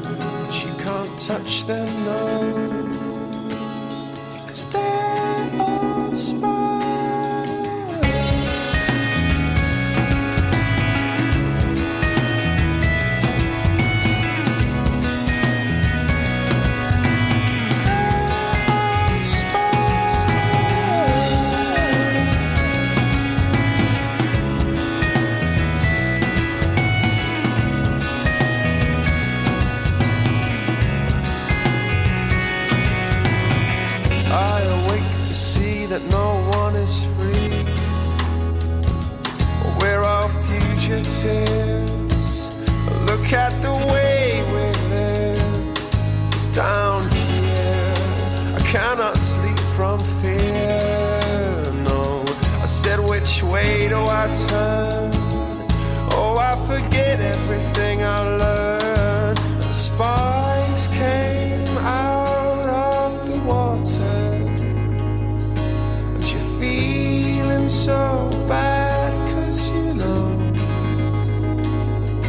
that the spice hide out in every corner, but you can't touch them, no.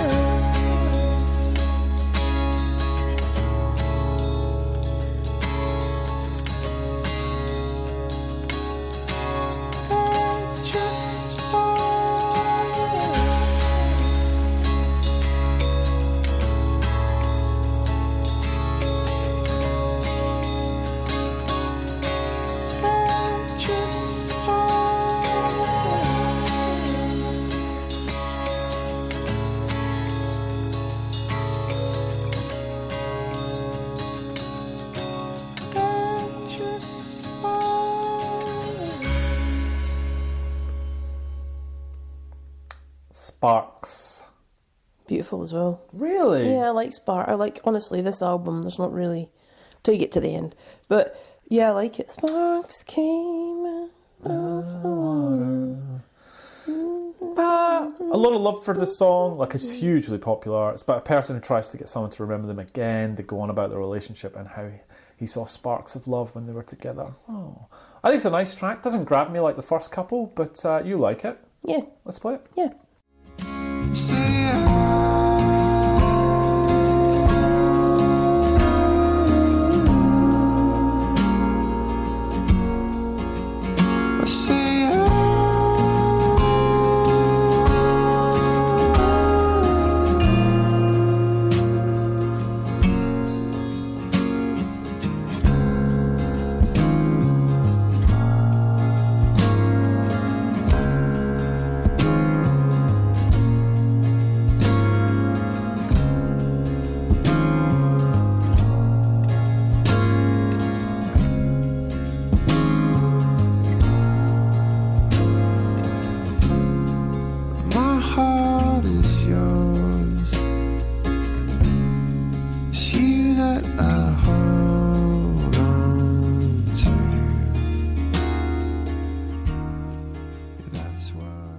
Yellow. No, I skip Yellow. Oh. It's too much. Too much. Too much, too played. I remember when it first came out, like, everybody likes it. If you heard it, you wouldn't, yeah, but for this exercise, I actually listened to it only once, and then I did skip it because I was trying to familiarise myself with the less popular songs on this album, the ones that I liked. But I do remember even back then, Yellow was still one of my least favourite songs on this album. Oh, really? Yeah, Okay. it's a bit too... It would have got played non-stop, right? Yeah. So second single on the 8th of July got to number 4. So Yellow was written in Rockfield Studio in Wales called The Quadrangle, where Coldplay began working on their debut album Parachutes. One night after finishing recording Shiver, the lead single of the album, the band took a break and went out the studio. Outside there were a few lights on and the stars in the sky were visible and just amazing. According to the song's co-producer Ken Nelson, he told the band to look at the stars, which they did, and vocalist Chris was inspired by the sight of them, and the song's main melody consisting of a chord pattern popped into his head. That's nice. Yellow doesn't mean anything on the song. It doesn't even fit. No. But it's just, it was the right sounding word at the time. This is nice. I'll read this. Christian V. When I listen to this song, I think of my little boy. He's now 7 years old. He was born with highly functioning autism, Asperger's. Although he has a disability, he is the most special, beautiful, miraculous thing that's ever happened to me. I am a single dad, and for the longest time it was just us. As the lyrics of this song go, I would do anything and everything for him, for his happiness. It's been hard at times and we've had to sacrifice a lot, but everything was worth it. The song always makes me think of him and I dedicate to him. Yellow is essentially about the undying, selfless love one person feels for another, be it a spouse, dear friend, mother, father, daughter, or son, etc. That's beautiful. Yeah, that's lovely. Well done, mate. That must be extremely tough, and that's gorgeous. So we'll play Yellow, but funnily enough, it's not one of our full tracks. Nah. Yellow. I swam across, I jumped across for you. Oh, what a thing to do. 'Cause you were all yellow. I drew a line for you. Oh, what a thing to do. And it was all yellow.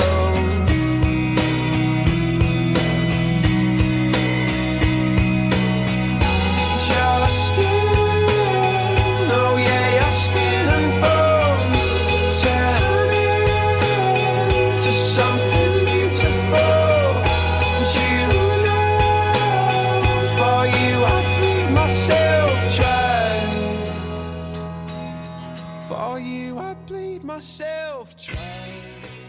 Trouble. Same bucket as Yellow. Really? Like, not bad. I don't want you to think, like, when I first heard this album, I liked it. But it's probably just a bit Overplayed. But it's a lovely song. I didn't want to cause trouble. Piano's gorgeous. I thought the same as you. It doesn't have the same feel I thought it would. However, it is still good. I do point, to me, the most clear and poignant song to describe how I once felt. The whole point of a spider web is the more you struggle, the more ensnared you become. I told a person to listen to the song once as an apology to them. I was in that sort of situation where the more I tried to fix things, the more I screwed them up, until all I could do was say I'm sorry as sincerely as I could and forever walk away. Yeah. Oh, it doesn't sound good. So it's got to number 10. It was a third single, so this was the sort of follow-up to Yellow. Same as you, really good. Let's play a bit of Trouble.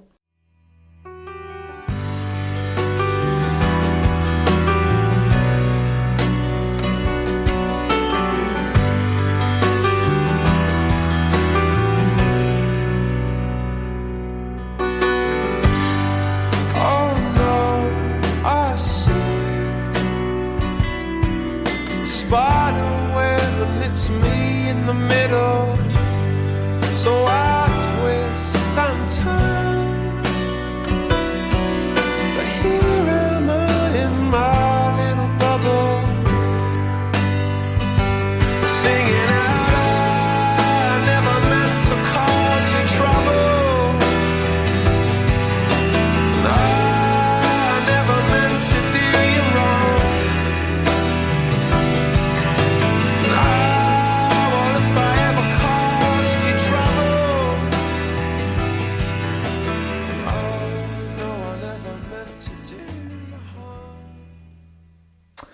title track, Leslie? Pointless. It's nice. But 46 seconds, it's nice. let's not play it. Let's move on. Okay, let's move on. High Speed. Was going to be my second shot. Oh, I'm surprised Love by that. this song. I've got to like it. It's decent. Oh, I love it. Really? Second favourite. Okay, wow. Maybe top favourite, but It's the only song on the album recorded in the 90s. really, Yeah. I love that. I love this song. Absolutely love it. One of my go-to songs on this album. Really? Yeah, Wow, okay. Tricky Nicky, this is Coldplay at its finest. yeah. I can see the song as a life spun out of control, whether it's alcohol, drugs, gambling, or a problematic relationship. When he's begging, can anybody fly this thing? I hear him asking for help. I was going through some early stages of drug addiction and coming into my early teen years wondering if anybody could fly this thing, as in deal with my parents past 10th grade and still party. But I had the naivety and youthful confidence to take it on at a high speed. Does that make sense? It fit that time of my life beautifully. I used to get very high and just sit there with my headphones on at full blast. Good times. It's good. Didn't I love stand the out. music to it. Okay. Can anybody fly this? Ding ding ding ding ding ding ding. And then the drums like, before my head explodes. It's gorgeous. My heart starts to... Yeah. It's a great song. Let's play it in high speed.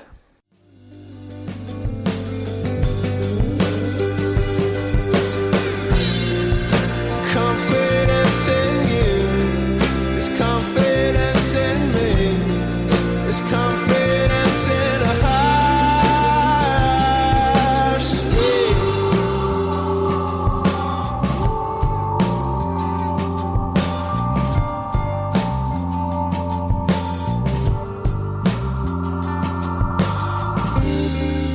Can anybody stop this thing?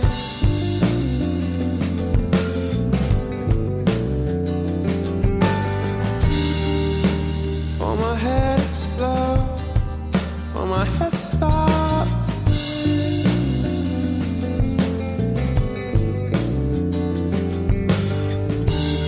We've been living life inside a bubble. I want to know where your head's at now. We Never Change. Drops off a wee bit now. It really does. Let's be honest. Not a bad song, but It's starting to feel samey. This is where I sort of went, And that's why I think I like A Rush of Blood, because it is more, you use the term sort of bloated, but it's... no, I don't think that album's bloated. I think the rest of them are. It's more, there's more production to it. Correct. And I think without that, in this album, you sort of get that same feeling through it. But I think this is where they get better as they go on.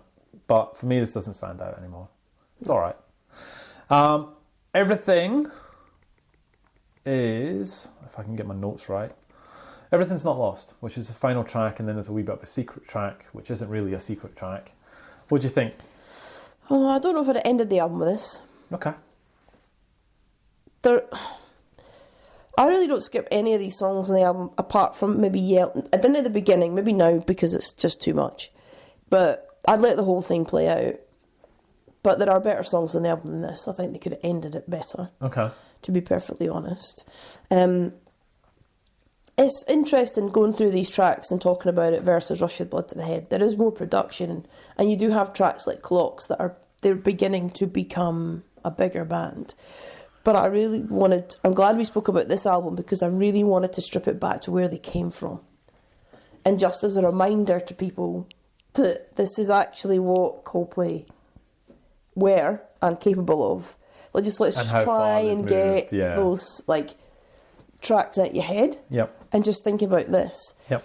Because as a debut album for a young British indie band, writing with the songwriting that's in these tracks, Yeah.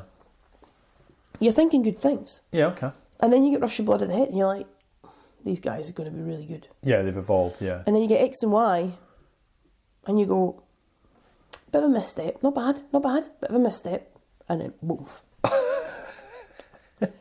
What did you think about the secret track, Life is for Living, the little minute and a half thing? Nothing. Really, if I'm on. It's all right. Look, this is a nice little song. It's a little bit of a hurrah. It doesn't quite go the whole way, but I do actually really like it. So I'm actually quite glad we get to play this song to take us out. So I'm all right with it. Reviews for Coldplay. Texta Cat Paloka, 1 out of 5. I like bands that try to be different to achieve something new. Coldplay are nothing like that. They strive to be generic, bland, in a way that'll appeal to people who use music as wallpaper. Oof. So they sandpaper every trace of spikiness their sound might go on to achieve and precariously sound old and lethargic. Core Girl, 2 out of 5. Coldplay, toast. Plain, unbuttered, unflavoured. One can do anything with toast and it appeals to most, but on its own, it's just plain, old, boring toast. That was quite funny. But then they get some... So, Freezer Burnt, 4 out of 5. I don't care about anything they made after this. Yeah. Arctic Breath, 5 out of 5. I don't know how much longer the Earth is going to last or how long humans will last. But as long as they do, we'll always have the reminder that when that asteroid is getting hurled towards our planet, we'll have someone to hold and love. We'll have a shoulder to lean on while we're entering our final days. This album reminds me of everything for that. 10 out of 10. Right. So when the meteor is coming towards Earth, would you play this album? No. Have you got an album like that? I don't know what I'd play. I don't know what I'd play.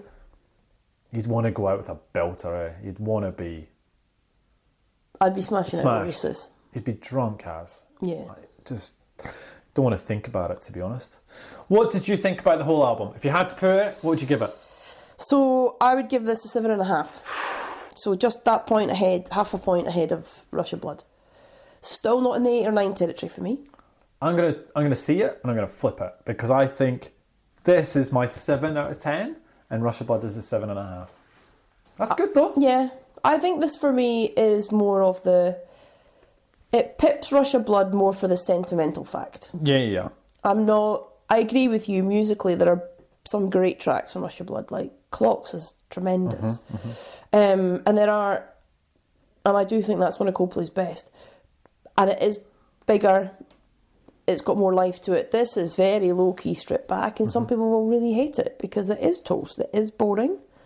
And I get that, but it played a part for me, and it's like, it was a beautiful acoustic stripped back album at that time. Something that I hadn't really heard coming out of some of the other music I was listening to, and it was just different. And that's the only reason it pips Rush. It's honestly, they're so close. Those first 2 albums of Coldplay's are their best. Yep. And there's no question around that. Who pipped who, I wouldn't really be bothered. Yeah, okay. It's good. It's your choice. Yeah. It's my choice. How are you feeling about it? Nervous, for the same reason as... This is another album of a similar... Ilk? Oh. This is the album where out of 2 seasons of this podcast, I open myself up to being... Smashed. Yeah, because this wasn't my choice, this is a listener's choice. This is me just discussing it. This is actually me enforcing this on others, including you. This album has so many memories for me, such an emotional connection. I'll talk tons, I've got loads of stories about it. They are a band who are like Marmite. Oh. This is my athlete moment. Oh. This is my athlete moment, without a doubt. And I'll take it. I'm a big girl. I give it out. I got to be able to take it.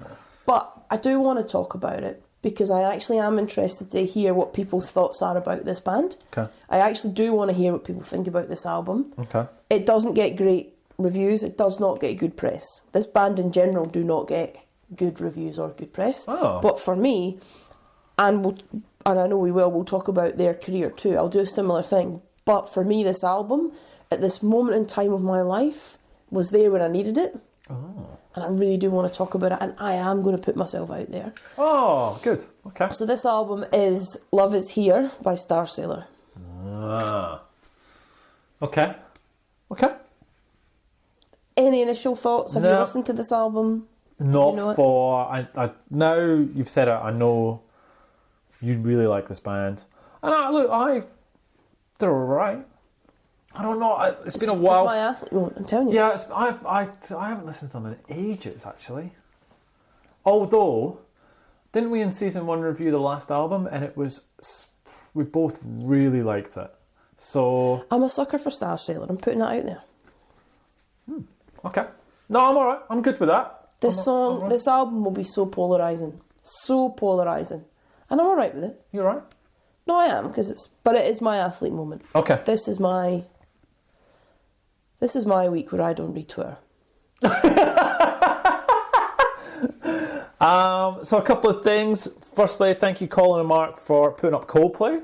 That was good. Yeah. Covered the whole journey of Coldplay. Never to be covered again. Yeah, no, I'm done.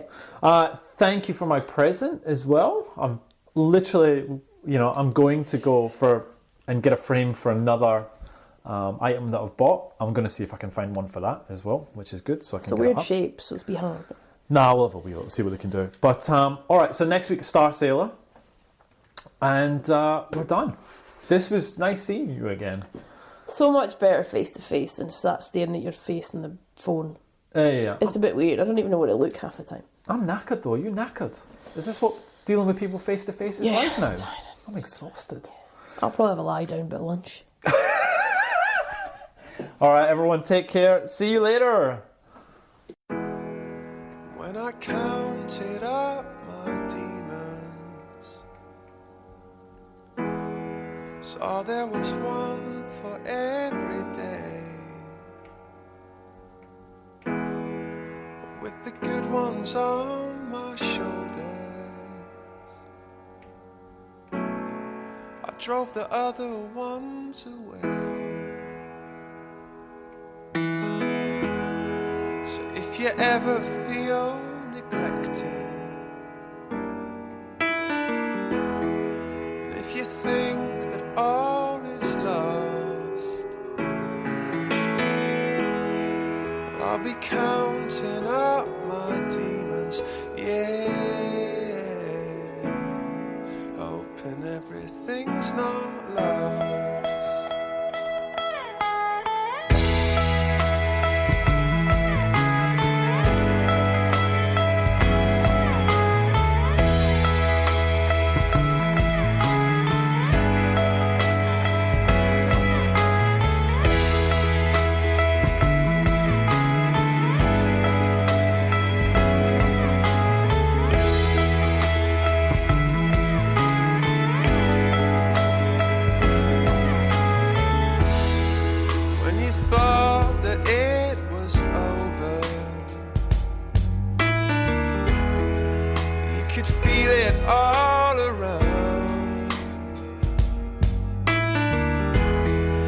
Everybody's out to get you.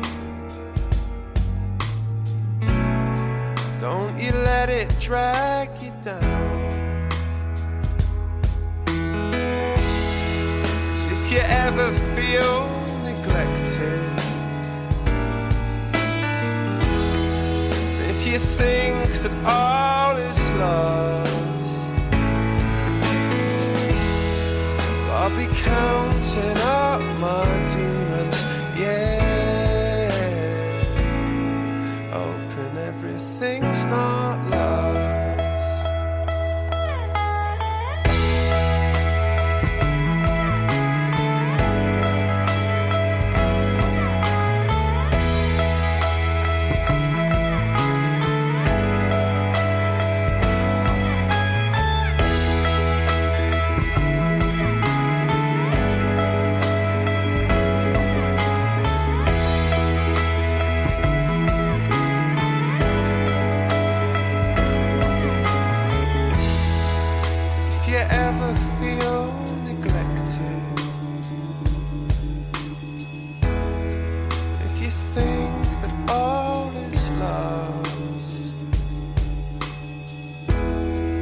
I'll be counting up my demons, yeah,